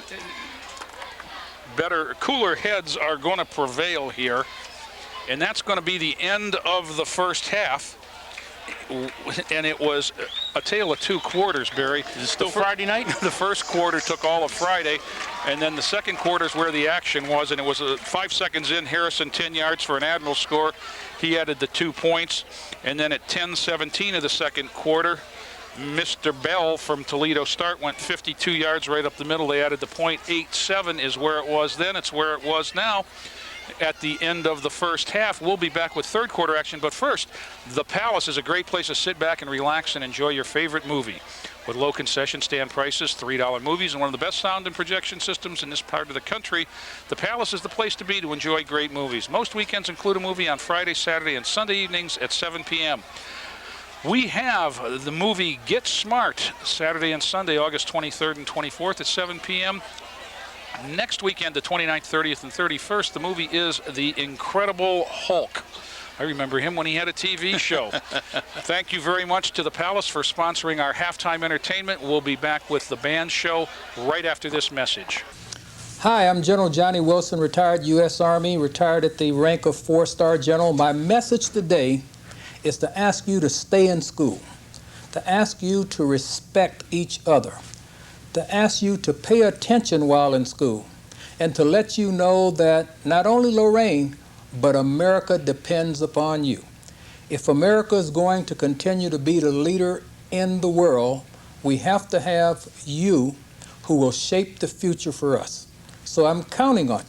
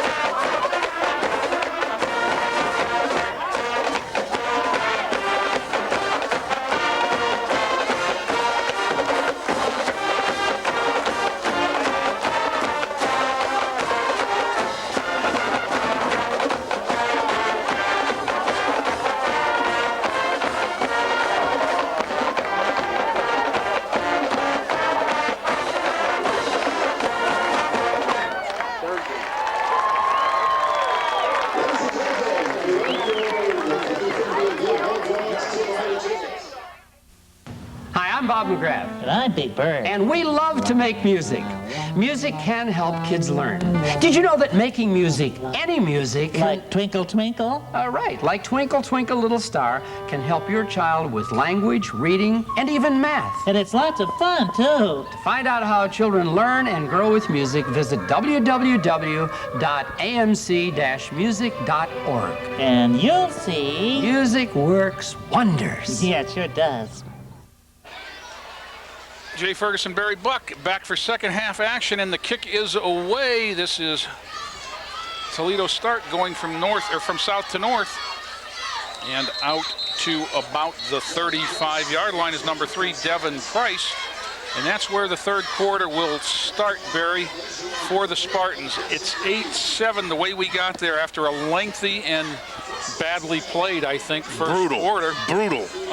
Ended 0-0. The first play of the second quarter, Anthony Harrison went 10 yards around left end for an Admiral's touchdown. He added the 2-point conversion run. It was 8-0. Not too much after that, 10-17 in the second. It was our good buddy from Toledo start, Troy Bell, 52 yards up the middle on a direct snap, and we were 8-6. The kick made it 8-7. That's where we were. Start threatened at the end of the half. Kimbrough interception at the 20 turned them away. But we did have a touchdown called back, too. We did, and oops, Adrian Casey might have been a little bit deep in the backfield there as there was some shifting around. And you know, as badly as that first quarter was played, Jada, I went down and talked to the officials at halftime to find out what the 15-yard penalty start the game was, and it was a misconduct penalty against Admiral King for taunting. So they started off on the wrong foot, not even, just not in their heads their heads not in the game, and just doing things you're not supposed to be doing. 1st and 5 here after the 5-yard penalty for encroachment against the Admirals. Newman with the eye, and I think that we decided that was the effective formation. Adjustment made, let's hope, as Bell is hit in the backfield on that isolation play that was so effective in the first half. Lots of Admirals there, but that looks like it. Number 43, John Gerber, seeing double duty at linebacker and fullback tonight, who was in the backfield, and we'll call it no gain on that play. But it's good to see for the Admirals, number 71, Fernando Ortero, who was shaken up in the first quarter or first half for sure. Looked like he had hurt his shoulder or his arm, is back in the game, and that's good news for the Admirals and good news for Fernando. Inside there with Big Dale Linden, number 99, right over the ball. There's the direct snap to Bell, and he takes it, and he's not going to get very much as he runs into the aforementioned Mr. Otero, who pulls him to the ground. That was a good close down by the end on this side, too. Again, I apologize for not being able to get the numbers. They're just so close to each other.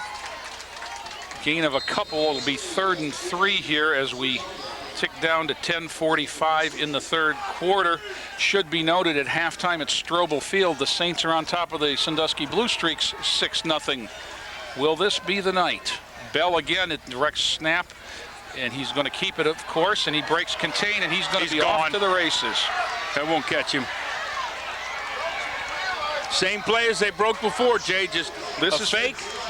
This is 58 yards right up the middle, and the linebacker bit on the fake, it looked like, Barry, and that was... of the two, Jay, you went that smaller kid carrying the football. Why bite on that fake? You know that Bell's going to run it. And agreed. Not a good way to start the second half. Yeah. You hopefully made some adjustments at halftime, and it looked like they had adjusted to the isolation play that came out in the eye. But Start obviously came out and said these are the things that worked for us in the first half. Here's the placement. It's up on its way and good. And another flag. And now I didn't see that one. Came late. The umpire threw late and in the pile. So that means it's going to be a personal foul Dale or a Linder dead ball. Is clapping, so it looks like it's going to be dead ball. Personal foul, Toledo against the Spartans. So they started the game kicking off on the plus 45. Now they go to the minus 25 and will have to kick. So that should give the Admirals some. They should start the game, the second half, their start in start territory. 10:24 to play in the third. Admirals drop behind for the first time at 14-8. You know, the other thing that our viewers can't see, there's a nice crowd here. Very, very, very nice crowd. And let me take a moment to thank a couple of Brian Corey's sponsors. Ready to move faster? Cut the cable. Go fiber fast. CenturyTel high-speed internet is up to 13 times faster than cable. That's because it's backed by CenturyTel's 100% all-digital fiber optic network, and with speeds up to 10 megs, better. Fasten your seatbelts. And you know what? I can attest to that. I use that at home, and it's a wonderful product. Well, you got next time around, you got to get our sponsors again, the guys who have the signs hanging up out over there. So I can do that while they run out. We'll get some in. Some of our sponsors here at the field: CenturyTel, Fligner Supermarket, Vets Post 47, Scorchers Casual Eatery and Draft House, Jack Kelly Insurance, Visual Expressions, VFW Post 451, Jim Carney, County Engineer, Lormet Credit Union, Biggie's Pub, IBEW Electrical Workers, Lorain Port Authority, Yalas and Alicios Pizza, Nielsen Jewelers, Jim Campana Incorporated, and Giardini Cook and Nickel. Without them, we wouldn't be able to bring you some of the stuff that we are. And the credit union for the replay. There's a short kick, and it's going to be trouble. And it's down by the Admirals. We'll have to see who got that. Nice awareness there. Looks like 85, number 85, Rayshawn Morgan, the tight end on that. And Barry, you said you thought they should start inside the 50. Well, they're at the 48. I thought they would have gotten a little better kick and returned it that far, but you know, the other thing is at least they know that's a live ball. I mean, right, that was almost a recovered. There. Yeah, they could have recovered that. I can remember one year the Admirals under head coach Bill Jones spent the whole year onside kicking and probably recovered about 40% of them. Chad Hall will be under center as we reset the offense. John Gerber, 43, is the fullback. Anthony Harrison, 35, and Chris Kimbrough in motion, number 3. This is a swing pass to Kimbrough, trying to get him out in space, and he's very fortunate to get back to the line with the football. That play's no different than handing the ball off to him. The defense is, I mean, they're going where he's going. He's in motion, they're following him, so they tossed it to him, they threw it rather than pitched it. What difference does it make? Well, very close to returning to the line of scrimmage. 2nd and 10, we'll call it, for the Admirals. 9:50 to go. Is that their first completion? I don't know if that was a pass, Barry, to be quite honest. Kimbrough was maybe deeper than Hall. And this is Hall under center. Harrison in motion. Counter to Kimbrough. He's going to go nowhere in the backfield again. And this looks like it's been Toledo start at halftime said you're going to have to do something different and get away from this between the tackle stuff. Kimbrough hitting the backfield. Loss of a couple now. I'm going to call it 3rd and 12. And as Coach Campo told me this afternoon, you know, we've been working on the play action stuff because teams are going to say you're not going to run the ball. Well, now 3rd and 12 is not the time to throw play action. Here comes the whistle. timeout. Timeout by Coach Campo. I think the formation is what bothered him here. He did not look like a happy man, and you know, quite honestly, Barry, we've played about 3 minutes of the 3rd quarter, and a whole lot hadn't gone right for the Admirals at this point. Joe Bach wants us to take timeout, so we will. We'll be back with more after this. Freedom to think for yourself. To disagree with the government. Freedom to be equal. To be different. Freedom to raise a family. To marry the man I love. The freedom to worship the God of my choice. To live with dignity. The freedom to be me. To be whatever I want to be. Defending freedom for over 200 years. Back from the timeout, Hall under center. Harrison in motion. Hall's going to take one step and throw it up. And that's Gaston, and he's well covered and never saw the football. And a little bit extra even back there after that one. That was a one-player pattern. Let's see if I can beat you. And the Admirals are going to be into a 4th. If you're in a one-player pattern, the one player better know the ball's coming to him. I don't think he was ready at the time. He looked when he looked back, the ball was already past him. Here we go again. I mean, he's got to know it's got to be thrown, and he's got to look for it. Well, what happens, Jay, is he's got to look at the defender. The defender will tell him when the ball's coming, and you just look for it. 8:59 to go in the third. Adrian Casey's about 10, 12 yards behind John Gerber in punt formation. As low as he kicks the ball, I mean, that's prime for a block. Oh. Casey made a nice play on that one and got it away. It's very short, but it's going to take an Admiral's bounce. And inside the 25 when it rolls dead. Thank you, Mr. Casey. He's just got to pretend that's a lob into the paint and catch that. He's got to have that. That was not that bad of a snap. We'll take a look at it. As we said, the Admirals with an injury to their long snapper. He's a little high, his hands on it, but he's got to catch that. You know, and makes a nice play. Yeah, he does. He recovers and doesn't panic and plus kick. Plus kick. That's right. No return. But the Admirals return to defense down 14-8, and the Spartans return in the I formation. Aaron Newman, tailback Troy Bell gets the ball. Somebody gets Mr. Bell, and say hi to Quentin Watson. Wow. He just ran right into him, and good afternoon. And a loss of a couple, and here it is in on the replay. Yeah, this is we'll see him just come early down. Candidate for hit of the night there. Yes. Quentin Watson got lots of Mr. Bell, and Mr. Bell didn't want much part of that. However, he's had two big ones over 50, and he's the difference in the game.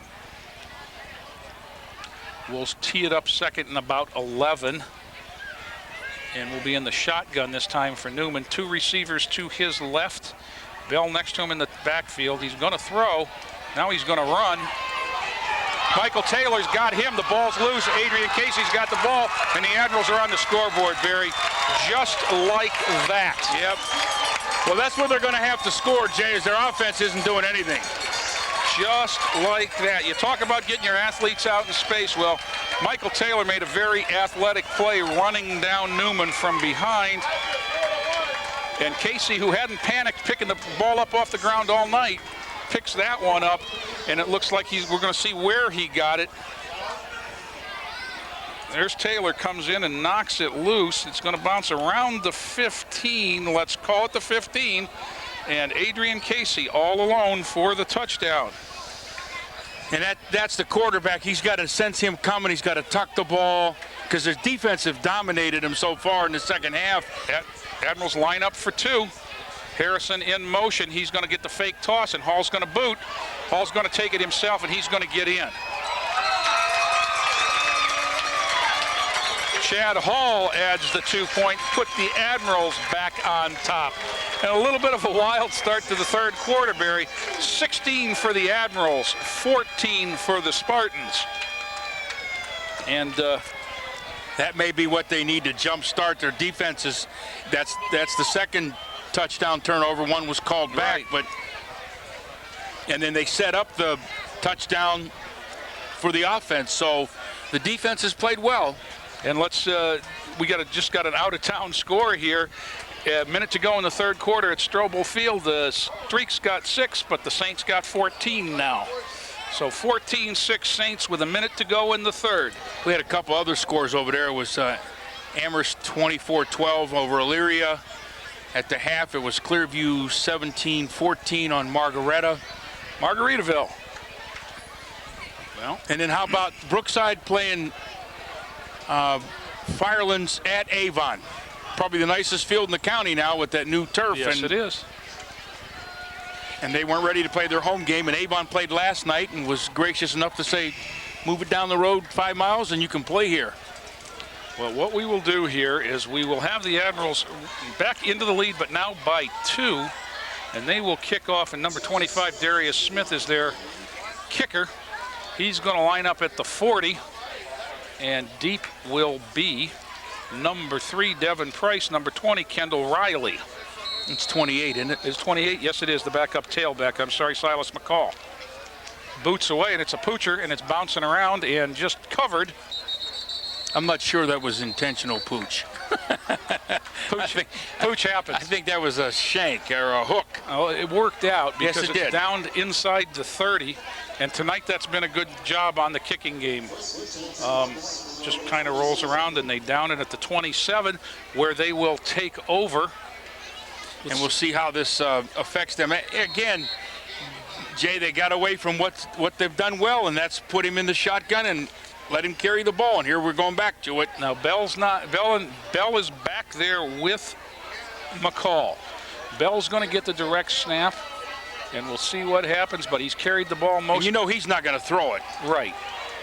This is the West Virginia. You're right. This is the West Virginia look, and this will be the Terrell Pryor.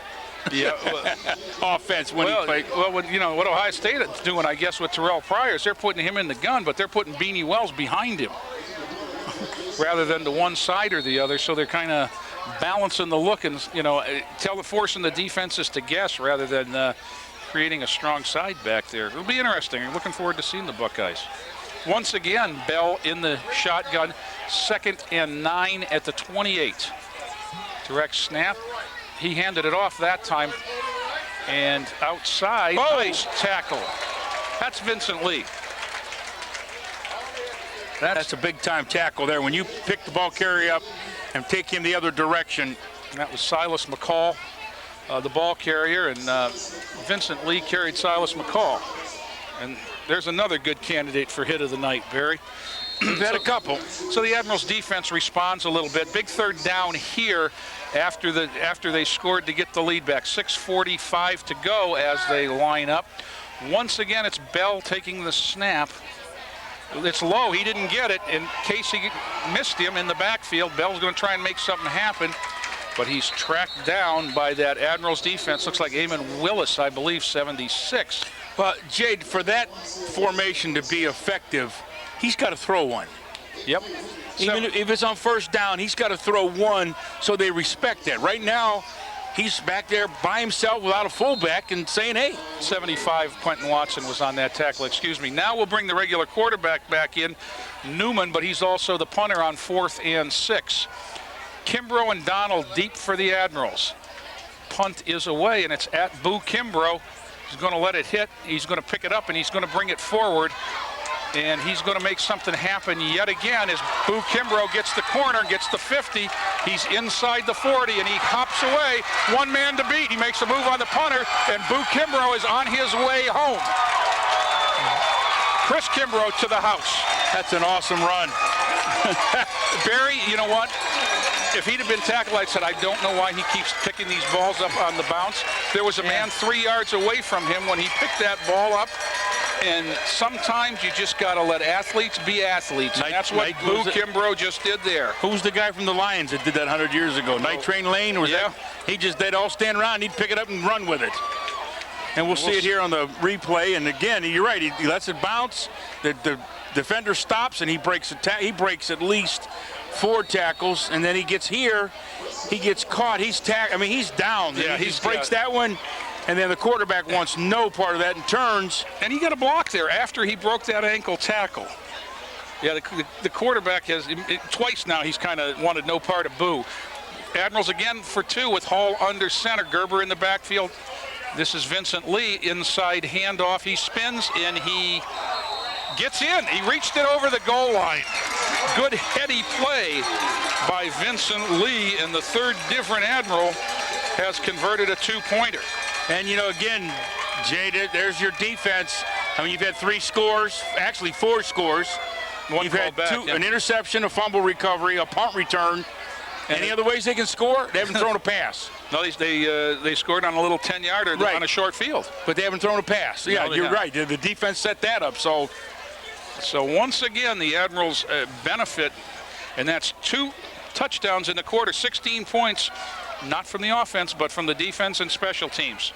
And that's why they keep the score as a team, because there it is. Vincent Lee spin move inside, breaks a tackle. And Barry, this is just a real heady play here, because his momentum, he lands outside the end zone, but that ball is reached over the goal line. I think that the defensive back, number 1, thought he had him. And Vincent Lee makes a 10-point ball game, which is a real big at this point for the Admirals. So once again, the Admirals will kick. We're 5:41 to go. Darius Smith again will place the ball down. Devin Price, number 3, number 28, Silas McCall are deep. They've switched sides. I don't know why. The kick last time was short. But Smith will put his foot into it at the 40. Kick away and very short again, and this one's going to go out of bounds. And they were going to try and pooch there. Yeah, just leave it, kick it anywhere in the field. Let them work at it. And that's why the previous kick was so effective, because it was at the 27. With this, the penalty will put the ball at the 35, I believe. So he lost 8 yards, but still, it's the idea of keeping it in play. Right. What you lose is you lose the chance to get that free kick as well. If you're going to pooch it, you've got at least part of you's thinking about recovering it. But it's been a wild third quarter here. We've played 6 minutes and 19 seconds, Barry. Let's see what they come out in this time. They'll come out in the shotgun. Aaron Newman with Troy Bell in the backfield. 2 receivers to his right, 1 wide left. And fakes it, and Newman's going to run it now. And he gets the corner, and before he gets hit, there's a penalty, and that's got to be on the Admirals. If I'm Admiral King, I'm letting him run the ball all day. There was a good hit there. They contained him. There was a good hit. We're going to line up 2nd and 7, and then there's a penalty. And that's going to be dead ball, so that's 15. And that's the signal, as it's against the Admirals. And Jay, that's at least 3, if not 4 personal fouls we've had. Andre James coming into the defensive line now, replacing Quentin Watson. I have no idea what went on over there after it, but the penalty takes the ball across the 50, takes your momentum away. We'll see it, but I don't think we'll see the penalty there. That was that. Okay, so we scrimmage at the 45, just outside the 45. 1st and 10 for start. Newman under center now. Bell in the backfield is going to get the handoff. He pops it up the middle, and he looks like he might be off to the races again, and he is. This time we'll call it 46. 5 minutes and 13 seconds. And he didn't take a direct snap, Barry, but once again, the field was spread wide. He popped the line. All 3, any play that's been successful, Jay, tonight has been right up the middle. And we'll look at it again. They spread him out, and they hand it to him, and there he goes. The linebacker went wide, and Bell filled the hole. Right, yeah. And then he just turns on the jets. If we think the Admirals have speed, he just pulls away from them. This is a big conversion here at 24-20, although the points in this quarter have been like a basketball game. Well, that kick is up. He's got close to 150 yards in 3 plays. 56, and what was that one? He's got 56. He's got 52, 58, and 46. So he's got 156 in the 3 touchdown runs. And we've got 5:13 to play in the third quarter. And now the Admirals are on top 24-21. And the big question, Barry, that hasn't been answered yet is, can the Admirals move the ball offensively? You've got 16 points in the quarter, but they don't have a first down. Well, that just kind of shows the grit of the Toledo team. They gave up 2 touchdowns defensively to the Admirals, and then came right back out and scored on them, where the Admirals should have just been fired up and stuffed them. And yeah, the time is now, and Coach Ruben Lucio's out there in that huddle with the offensive guys and the kick return guys, saying, it's up to us now. The defense is, we've left them out there a while. I got to believe that when we look at the total offense numbers for this game, we're going to say, how did Admiral King hang in there, getting outgained as much as they have? But once again, it's been the defense has been the story. Well, Kimbrough had that one long run in the first quarter. It was Gerber had a big run on the first drive. That's probably 2/3 of their offense. I would guess that they probably do not have and they don't have a pass completed. They probably do not have 150 yards of total offense. Well, let's see how this one goes in the kicking game. This is Kyle Whitmore. This has been an adventure on both sides of the ball, There's a poocher, and it's going to bounce around and be picked up. And this is Vincent Lee. Vincent Lee's got a seam. Vincent Lee made a move. He's out across the 45, out near midfield where the Admirals will take over. I tell you, Jay, as a coach, as a former coach, one of the things that bother me are the amount of personal foul penalties. The late hits, after the plays, and that's just going to kill you. That's something that needs to be addressed. You know, if a kid has a motion penalty or offside, that's in the heart of playing the game. But when you get a late hit or a personal foul or a taunting call, well, if you want to be a good team, you got to be more disciplined than that. Hall under center. Gerber in the backfield, Harrison in motion. Harrison the give, and he turns it up, and he finds a seam and got about 4, it looks like. Decent gain on first down, no flag either way. That's a good thing. And I think when they spot this, the game's going to be close to 5. We'll call it 2nd and 6, though, as the short 5, but it crosses the 50-yard line. The Admirals will scrimmage this time on the start, 46. And we do want to thank the Mad Dog and for putting the numbers out to get us so we can get that going. Helped a lot. And with Harrison in motion again, another toss to him. He's going to try and turn the corner. Gets a little bit of the corner, lowers the shoulder, and he's got a first down. And Barry, you know what? That's maybe the 2 best running plays the Admirals have put back. You want to watch a block. Watch Gerber. Watch 43 lead this play, and watch the block that he throws. This is the School Employees Credit Union replay, and here it comes. Gerber's watch the him. fullback. Watch him get out here. He just levels that kid. He just leveled him.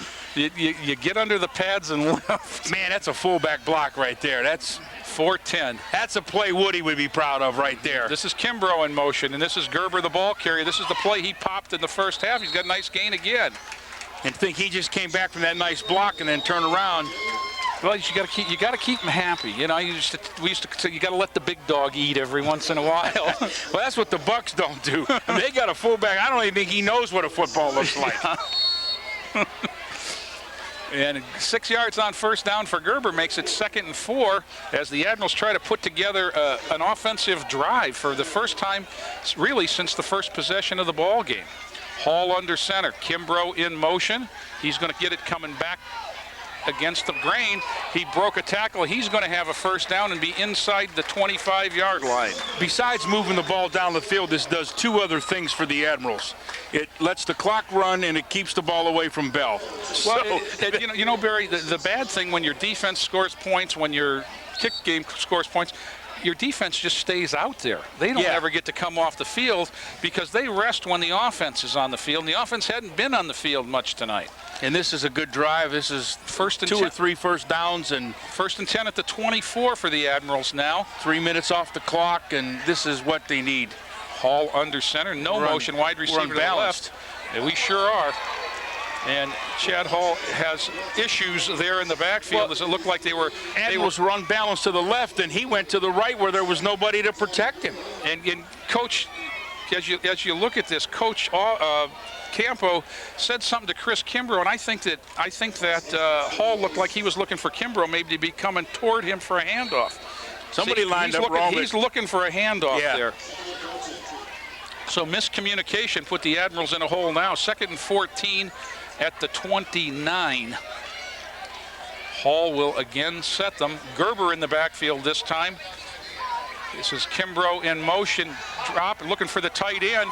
He's got Gaston, and that's a nice reception and a nice run all the way down to the 10-yard line, and they're going to check. There's start signaling that the ball was on the ground.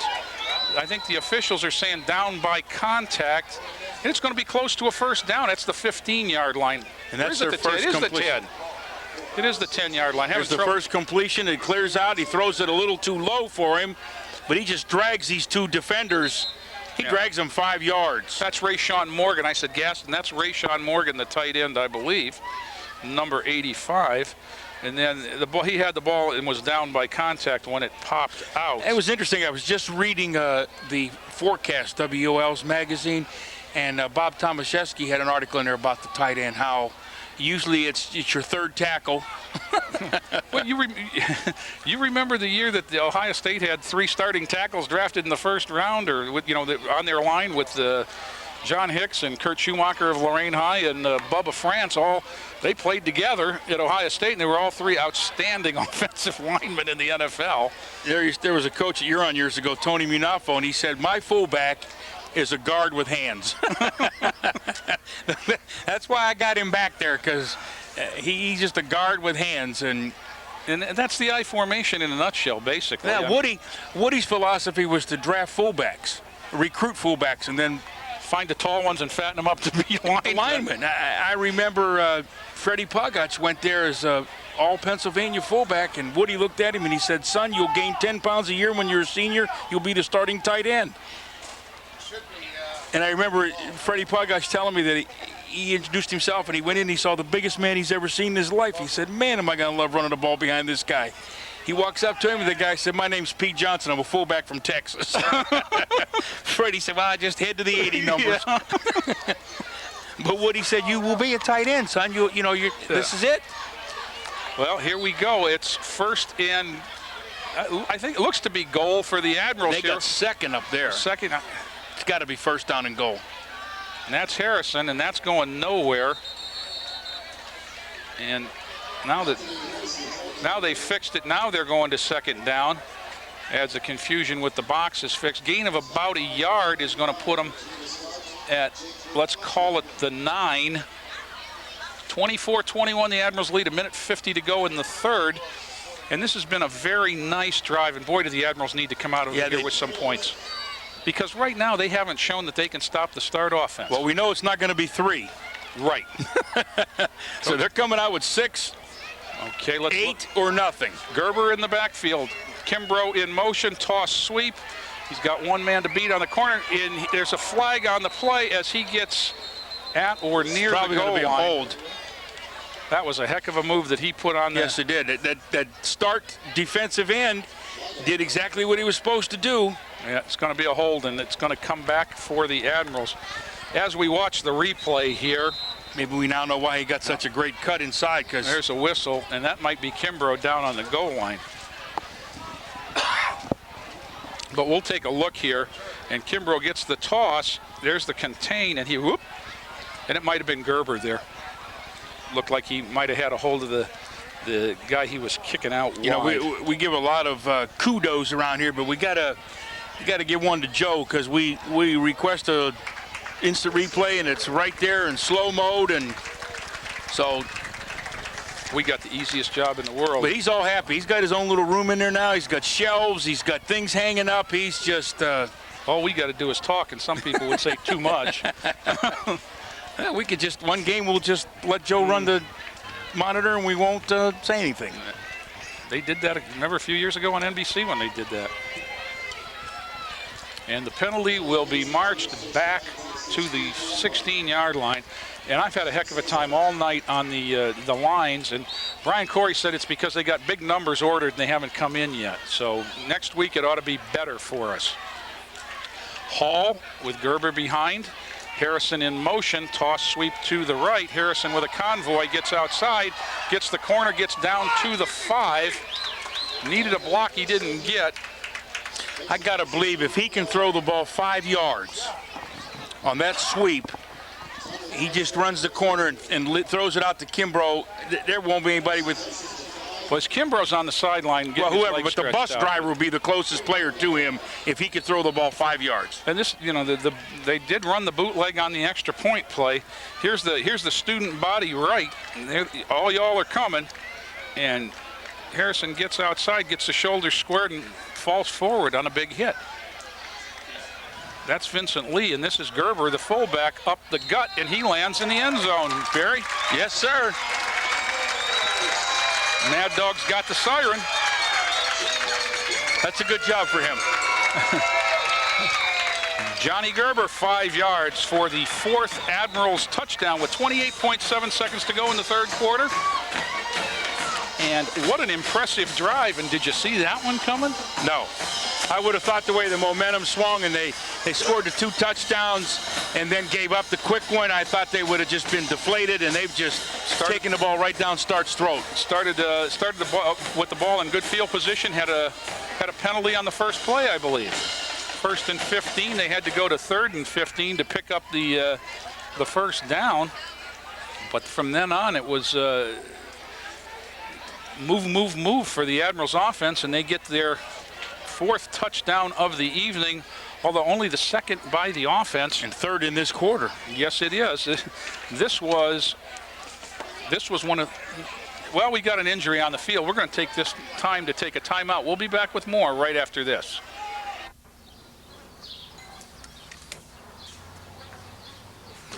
Mrs. Abruzzo, I'm here with the Neighborhood Watch. Yes. Yeah. Oh, no. I'm signing up people for the Neighborhood Watch. You made our dreams come true. You have your cameras here? Where are you going, Mr. McMahon? I'm going to check with the lady next door. Yeah, are you going to get the check? Start a Neighborhood Watch. It's just one of the many ways you can help make America stronger. To find out how, call or log on for this free guide. Big Joe Hernandez. Now we're going to kick. Barry, we haven't done this all night, but they're up 9 now. Now's a good time to try it. I'd be, if this is not a fake, I'd be surprised. 9 or 11. Gerber's the snapper. Darius Smith is going to kick it. And no. No. We can't even say that was wide, right? I think they better go have a talk with the soccer coach. I'm a little bit surprised that they kicked it there. Coach Campo assured me that the one thing I would see was no extra point attempts kicked. And well, maybe you keep hearing we got to try your assistant coaches, and you finally do and say, now you know why we're not kicking. That's right. There was a high school basketball coach several years ago here locally who was known for his rather tempestuous ways on the sideline, and he had a big lead and he cleared his bench and he put him in and he let him play, and the lead kept getting smaller and smaller and smaller, and rather than call a timeout, the coach stood up and turned around and to all the parents in the stands said, now you see why they never play. And now you know why we never kick. But again, as we've said, the long snapper injury is something that Coach Campo has cited. That was a good snap. We'll see what happens here. 28.7 seconds to go in and that's not really the long snapper's usually on the punts. That's the place you got to worry about a long snap. Well, here you got to be very accurate, though, because you got a guy on his knees. Admirals with a +9 at this point, 30-21, as Smith tees it up. Boot is away. This one's going to stay in, and that is Devin Price, who's got it and got a seam, but he's pulled down by number 1, Anthony Gaston. And 23 seconds left in the 3rd now. The ball is right on the 35-yard line. Barry, part of me says just kick it out of bounds. Honestly, if you can't kick it deep, kick it out of bounds. Well, kick it to a lineman then. Or yeah, hit somebody. Keep it in bounds so that you got a chance, but kick it at a lineman. Well, startle scrimmage, 23 seconds to go in the 3rd. We'll see what happens. It's the regular offense, Aaron Newman and tailback Troy Bell in the backfield. 2 wide to the right, 1 wide left. There's the formation looking for the hole, but they got Bell in the backfield that time. Penetration by Linder broke the play down. He lost his helmet, but he sure made Bell take 3 steps sideways so the defense could react, and Mr. Linder did a great job there, even though he didn't get credit for the tackle. Okay, and Barry, that's going to bring us to the end of the 3rd quarter. With the score, Lorain Admiral King 30, Toledo Start 21. We'll be back after this. A message from the President of the United States. I ask you to visit unitedway.org to find out how you too can become a part of America's armies of compassion. By serving a cause greater than yourself, you will make your life richer and build a more hopeful future for our world.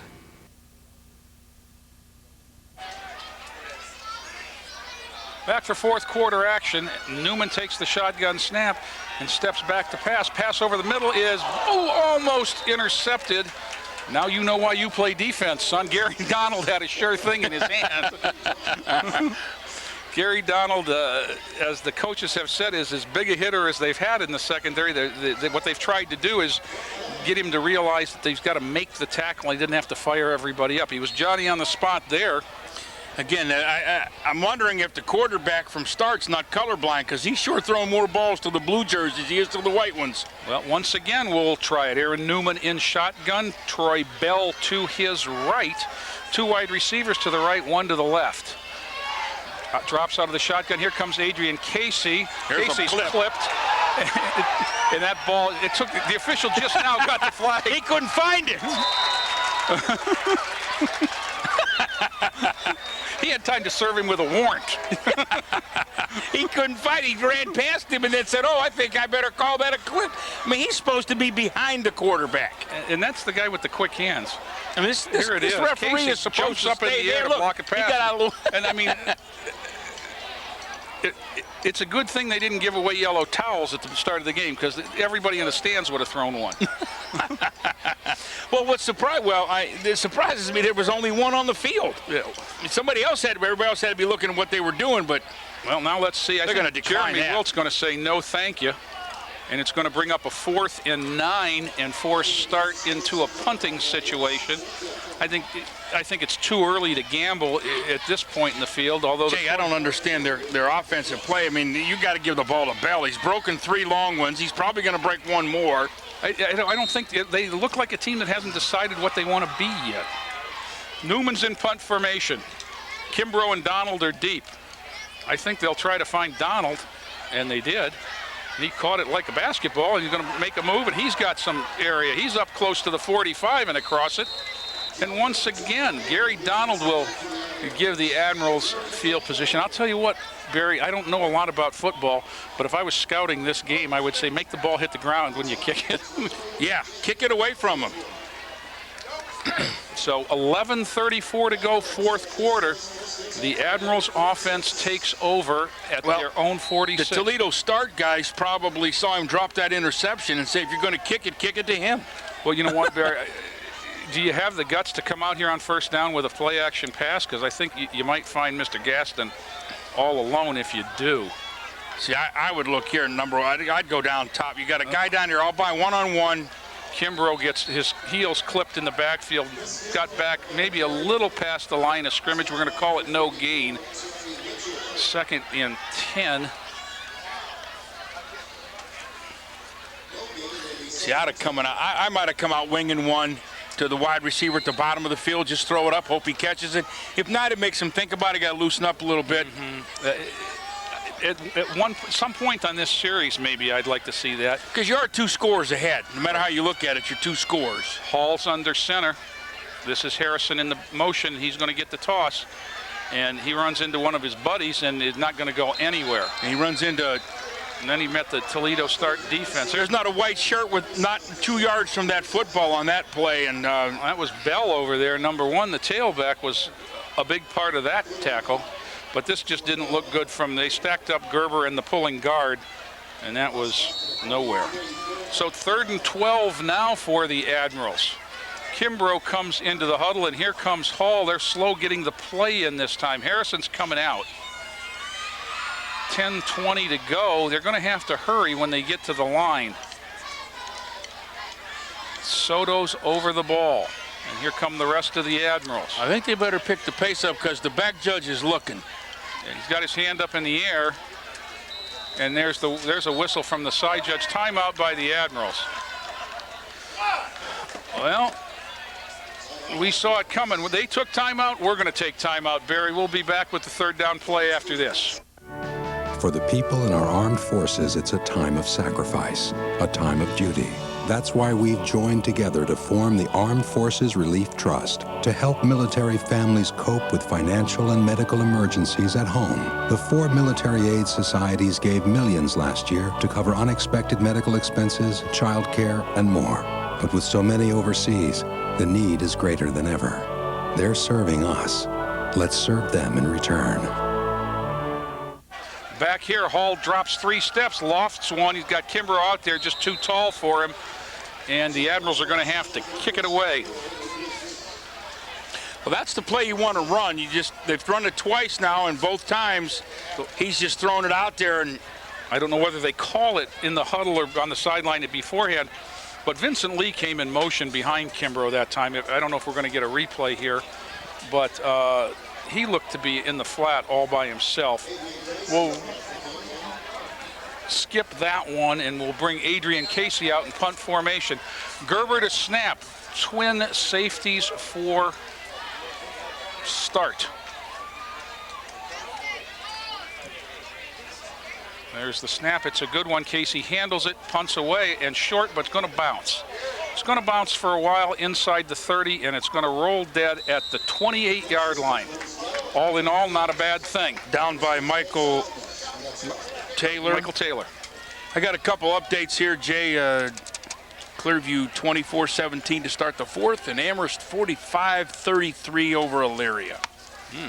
Basketball. Yeah, it is a basketball score. This one's got some scoring in the third quarter. 30-21, Admiral King leads after it was 8-6 at the half, Barry. 8-7. 8-7, rather. We've got 9:52 to go here now. Start's got to begin with needing 2 scores, got to begin to feel a sense of urgency. Newman, the quarterback. Bell behind him at tailback. 2 receivers left, 1 to the right. And there's the straight ahead give. And good job by Fernando Ortega. Here comes another flag. Look where he threw that flag. That flag went 7 yards in the air. And it's going to be against the Admirals. Yeah, it is. And it's going to be against the Admirals. And he flashed a number to him. Yes, he did. Dead ball, personal foul. You know, Jay, I'm thinking if I'm a coach, if you're going to do that, then throw somebody out so I can prove to them that you can't keep doing it. Well, the other thing is too is if the kid is saying something, isn't it's that unsportsmanlike? It's unsportsmanlike. He keeps calling a personal foul, like they hit him or punched him or. That's Dale Linder. It looks like that's coming out, and Coach Campo, hands on hips, is waiting for him. And that's a big miss in the middle of that defense. Now 9:36 to go. The penalty gives him a first down at the 45. Newman takes the snap. It's going to be a double pass maybe, and he's as open as Denny's, and he dropped the ball. You know what? He had too much time to think of that one, Jay. He had to wait for it. Tyree Crape had caught the lateral and looked back across the field for his big tight end, number 80, Chris Jackson, 6'1", 245, and most of that was timed. And you know what it looked like? It looked almost like they were going to do the hook and ladder, because he was going to catch it and toss it to a quicker guy. Watch when he catches it. There's a guy standing with him. Yeah, see? That's Bell. That's the tailback. He looked like he was going to catch it and say, because he couldn't run that far that fast. No, that wasn't going to happen. 2nd and 10, good time to try the old trickeration. That was a good play. Start. 2 wide, 3 wide, 3 receivers left, and it's going to be Bell coming back against formation. Good job on contain there by the end, Barry. Yeah, they had. Well, that's the short side of the field too, and Michael Taylor just kind of stood up the lead there. 79 kind of pulled for Toledo. Here it is on the replay, right by the School Employees Credit Union logo, and strung out and stopped for virtually no game. It's tough when you run to the short side. That's 11th defender for you. You know, you got help there. 8:50 to go as Start comes to the line. 2 wide receivers to the left, no wide receiver to the right, which means they've only got 10, Barry. And Start's going to call timeout because they didn't have enough. And with that timeout, we'll take time. We'll be back after this. If you know middle or high school students who make a difference by doing volunteer work, have them ask their school principals about applying for a Prudential Spirit of Community Award, or encourage them to call 1-888-450-9961. We're back. Newman under center, 3rd and 10. Bell behind him, 2 receivers right, and that's their left, and that's the way he's looking. He's going to throw to the short one and try to make something happen. And that's a very sure tackle by Gary Donald on Devin Price. Yeah, that receiver had no chance. He had his back to the defense. Defense was playing off, threw the short pass, and he waited till he caught it. Barry, it's official. From Strobel Field in Sandusky, the streak is over. 14 for the Saints, 12 for the Sandusky Blue Streaks. Well, they got to not be very happy down there in street country, huh? Todd Oval's 1-0. Congratulations, buddy. Newman's in punt formation for Spartans. And he gets it off, and that's going to just hit the ground and bounce, as the Admirals don't want any part of it at this point. Inside the 25, and Chris Kimbrough is just kind of standing direct in traffic at the 35. So the Admirals will get the ball back. 7:54 to go. Fourth quarter up 9. Again, I got to take time here and say congratulations to Coach Oval and the Saints. I know it's been like a 50-pound weight around their neck. I can't tell you how happy I am. Tracy Carpenter's 1-0 as a principal. And way to go, Southview. Now let's make it a great night for the city of Lorain and hope the Admirals can finish this one off. We're less than 8 to go. They're on their own 23. They've moved the ball very well lately. Motion is Vincent Lee. He takes the toss, and he's got room. And he got pretty good smack there. And Toledo, fourth quarter, I mean, getting tired, and they're still coming at the ball. Well, you know, they've got more guys going both ways than the Admirals do. Lee has been playing defense most of the night, but very, spotted on offense. The other thing, too, is Toledo starts whole offense is Bell. Yes. I mean, the Admirals have scored a myriad of ways. Myriad, better than a plethora. Will be 7:15 now. Hall under center. Gerber in the backfield. Here comes the motion from Harrison, and Gerber's got the ball, and not much there, maybe a yard. We were talking earlier about the penalties, and I remember in Fremont, right before the half, John Matakovich, who was all-world, and one of the toughest kids I ever coached, hit a kid right at the half and hit him a second late, and the guy threw the flag, and Matakovich just ran over to him and said, "Please, sir, pick that flag up," because he knew what was coming at halftime. Hall's under center. Harrison's in motion. Here comes up. There's whistles. Now, I want to know that flag that came out to the... That's that little one. That's hard to see. It's not even yellow. I don't know what that... Oh, there it is. He got to unravel it. That might have been his first one. He hasn't thrown too many. He's thrown a couple, but... Traveling. The Admirals are going to be moved back 5. Inside, down to about the 22. Well, I know the press guys told me they had 135 yards in penalties at the half. Oops. Together, and that doesn't count, the gain, the loss, Yeah, and we've had another 100 this half, I'm sure. So now the Admirals will come out 3rd and 10 at their 23. 6:20 to go. The one thing is the clock has been motoring along. Harrison in motion. Here's the toss to him. He's got nothing. We'll call it about 3, as it looks like he got up to about the 25. And the adventure continues here as the Admirals are going to settle into punt formation. Let's see, we need a kicker, I know that. Casey's already in the ball game on offense. No hurry now as the Admirals kind of wander around. 5:43. This clock could run under 5:30 before they snap it for the punt, but they look like they're kind of hurrying along here. Gerber's got the ball. Casey calls for it. There's the snap, whistles. 5:31 to go. And a flag. Somebody moved, and I think they're pointing at Vincent Lee. Top of I guess maybe they're saying Adrian Casey took a step, simulating a snap. And that was a hand behind the head. I don't know that signal. That's a rabbit punch. He's had some signals. So that'll cost him 5 more. Takes it back to the 20. 5:20. We've got 2 seconds after the whistle there. How can he start the running. clock? It was running, so it will. I guess it goes back to what the state that it was in. Casey has the snap. Good one. Punt away. Wide side of the field. A fair catch called for and made right at just past the 50-yard line by Devin Price. Admiral King right now unofficially 16 penalties for 118 yards. You can't win many games with 118 yards in penalties. You know, the best thing in the world, for a coach is to win the first game and have something to coach that week in practice. Yeah, you can't go out Monday and say we did the best we could do and we can't get any better. Well, the situation is thus: 5:12 to go. Admirals +9. Start with the ball right about midfield, and Newman will take the snap there. Bell's got its flea flicker time. I don't know who.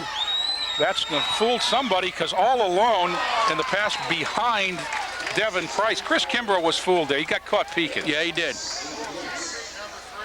He got caught peeking, and that's the effect that Bell has on a defense. Troy Bell has been the offense. But now we know why they're not very good at the passing game. They don't have anybody who can catch the ball. And that ball was catchable. Absolutely, and not a good adjustment made on the route while the ball was in the air either. 2nd and 10 for the Spartans. Newman comes out this time in the gun. He is joined by Troy Bell, the outstanding tailback. Wide receivers, one each side, double tight. Newman drops. Casey looked like he got held trying to turn the corner there. Pass is too short for Hank Oswald. And we'll go to 3rd down. That is a big target. Hank Oswald, 6'3", 170 pounds, and every ball they throw to him has been at his feet. One thing I kind of have trouble doing is second guessing talent evaluation on a Friday night, because coaches see these kids every day. But it seems to me that there's a hitch in that throwing motion, because everything's coming up short. Or sailing on them. Newman again, 3rd and 10. Bell looks to sneak out of the backfield. There's a pass out wide. Price has that one, breaks a tackle, and he looks like he has a 1st down. He got away from Kimbrough that time. Picked up the 1st down, got out of bounds inside the 40. 4:52 to play. If it comes down to it, Stark's got 2 timeouts left. Well, we're going to see a score and an onside kick, so. 2 wide receivers to his right. Bell is behind him this time. There's the flea flicker again. Maybe not as effective. Kimbrough had an interception in his hands, and he dropped it. Well, the ball's underthrown, or it's 6. Yeah. That's a good move if they did that intentionally, because on the last play, Kimbrough was limping like he had a cramp. Right. And then they went right back to him. And again is limping, as he's going to limp to the sideline. They got to get him off the field. Number 1, Gaston is coming in at the corner for Chris Kimbrough.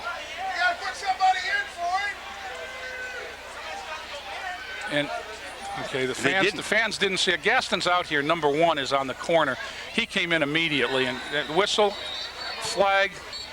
That's got to be on them. The number 1 had a little head start.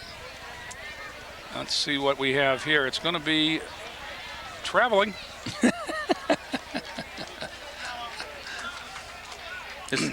We got fans over here trying to count. You're right. They didn't see him come in. It was just he came. It was obvious. Well, you know what? Everyone was watching him limp off and didn't look over and see him step on the field. They got 11. Yes, they do, and they had all the receivers at least man up. So the penalty takes it back to the 44, 2nd and about 15 now. See, this is what happens, Jay, when you're primarily a running football team and you have to throw and then you can't. And that's what I think will hurt the Admirals somewhere down the line, is they need to work on throwing the ball. Break on the ball there by Gaston, and he got a fingertip and knocked it away from Oswald. At this point, I think I'm more, if I'm Jeremy Wilt, flag. We do have another flag. It's a holding penalty on start. I think if I'm Jeremy Wilt there, I'm going to talk to my defensive backs about knocking it down rather than trying to pick it off.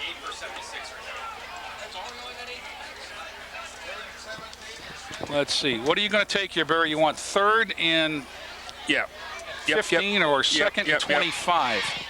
Well, they're going to take the penalty. I would too. I don't know where they started to mark that off from. There it is, and it's going to come all the way back. Well, they got a half a football field to go now. To the 44. They have to get to the 29, so they need 29 and 6, 35 yards. That's a lot.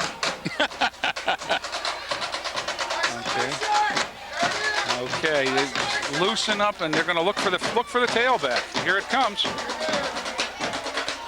And we'll give them 5. Adrian Casey slid down the line.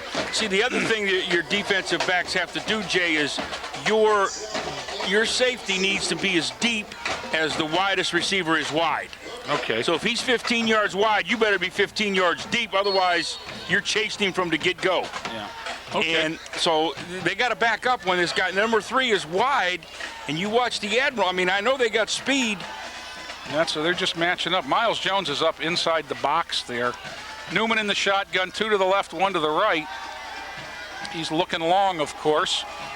Break on the ball for Vincent Lee. That was intended up the middle for Tyreek Crape. Good coverage there. Gary Donald, among others, on the coverage. And Toledo's start is over 80 yards in penalty. So we have almost 200 yards. We got over 200 yards in penalty. He said they had 76 yards. So 3:41 to go, Barry. That's the important number right now, as the Admirals are +9. It's 4th and a country mile. And 2 scores. So, I mean, unless they have a total meltdown here, I think we're going to see a 3-0 Lorain City with Clearview winning. So we got to get the 4th down play here. 4th and 20. And they call timeout. Timeout. And we're going to take timeout. We'll be back for the 4th down play after this. Mental health problems are surprisingly common. They affect almost every family in America, maybe even yours. Call 1-800-789-2647. Get the facts about mental health. 4th and 20 as Newman takes the snap and looks long. He's got a man just all alone, and that one's caught. Wow. How can a guy get that wide open, Jay, at 4th and 20? Hank Oswald was, that might be the first time I think he's lined up left. He was just... That wasn't anybody, but the referee was the closest look. Yeah, Adrian Casey turned him loose and nobody picked him up. Now, Adrian Casey's the defensive end, so I can't believe that that's his responsibility. No. But anyhow, it's first and 10 on the 20, 3:28 to go. Clock is rolling. Newman in the gun with Bell next to him. Low snap, it's on the ground. Newman picks it up. He's going to just get what he can and get out of bounds. Wow. That was close. Yeah. That was a smart play by him. Instead of trying to bend down and cover it, I would have thought that we'd have seen a flag there, because I thought he was, the Toledo coach is saying something to him, but he looked like he was out of bounds. Jeff Gonsi is the Admiral that makes the big hit. No, I think he's pretty close there. He knocked him to the track, so. He picked up 3 yards on what could have been a disaster. Well, the official was a lot closer than we were, so. That could have been the ball game, Barry, right there. 2nd and 7 for start, 3:14 to go. The clock is stopped on the out of bounds. Well, 4th and 20 was the ball game. Newman is in the gun. Bell to his right. Newman takes the snap, looks in the end zone, and fires there. Out of bounds. No room at the end there for Rodney Ross, who was running to the corner. I tell you, if you look at that, if they put somebody in the flat about 5 yards out, the Admirals are locked on one-on-one, and there's a lot of room there. So, I mean, I know they're looking for the score.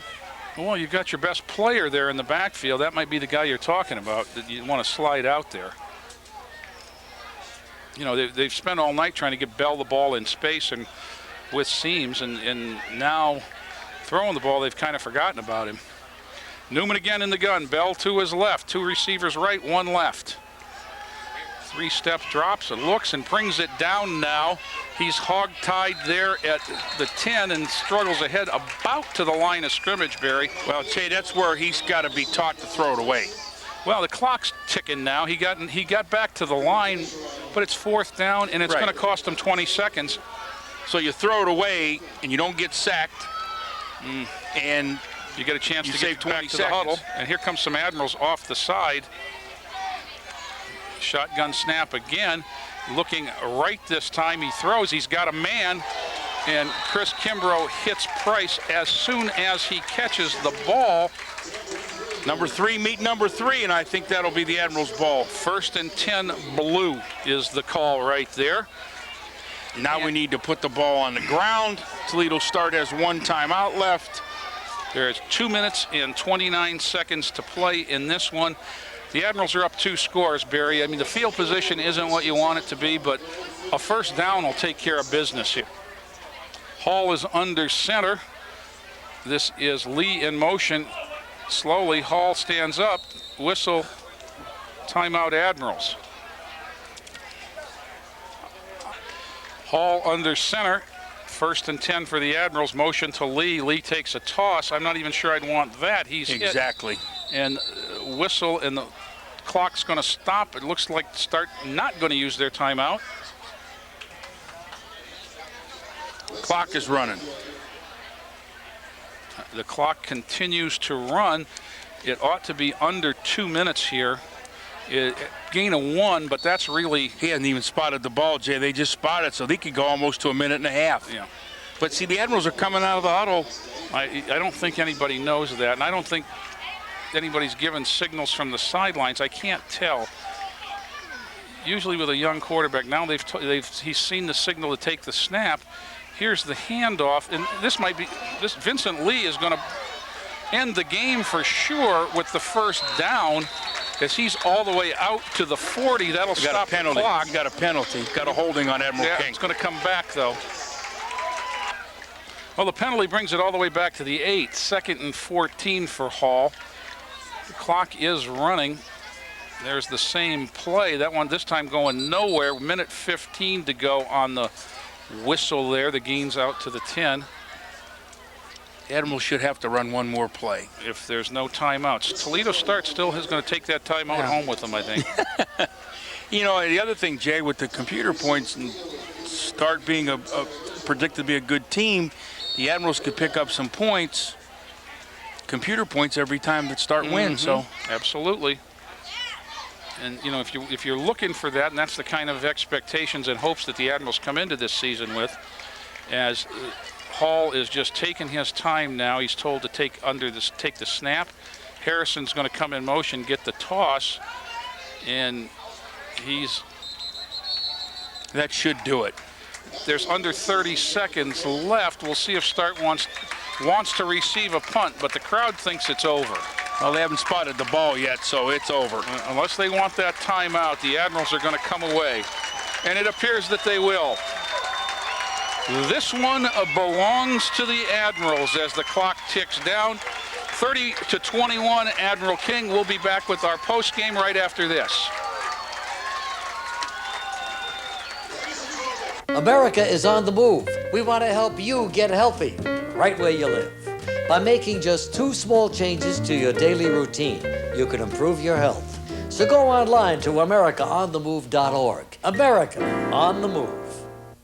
Good news for the city of Lorain. Southview wins on the road, and here at George Daniel, the Admirals take their opener 30-21 over Toledo Start. And Barry, if you missed the first and fourth quarters, you didn't miss anything. All the scoring was in the middle too. 8-7 at the half, 30-21 at the end of 3, and that was it. I guess if it was an entertaining, if not pure football game. It was pretty ugly, and you know, wins are wins, and 1-0 is better than 0-1. But Jay, they got a lot to work on. They got to cut down on the penalties, and they've got to work on their kicking game. If they get into a good team and a good, strong football game, those 2 things are going to come back to haunt them if they don't get them straightened out. Yeah, Barry, you want to win your first game, and as a coach, I think you're happy that you got some things you can work on during the week. But it's a long season, and we got some growing to do for the Admirals. They're back here next Saturday as the Toledo Scott Bulldogs come to town. TV20 will be there, but first, next Friday, the Southview Saints, the 1-0 Southview Saints, make their home debut against Elyria Catholic here at George Daniel. TV20 will be here for that one. Really, Barry, we're up against it. Joe Bach's running out of time here. We're not in the digital age yet. We have the long, short tape, so. For Joe Bach, for Barry Buck, this is Jay Ferguson. Have a good night, everybody. This has been a production of Lorain City Schools, TV20 WLCS.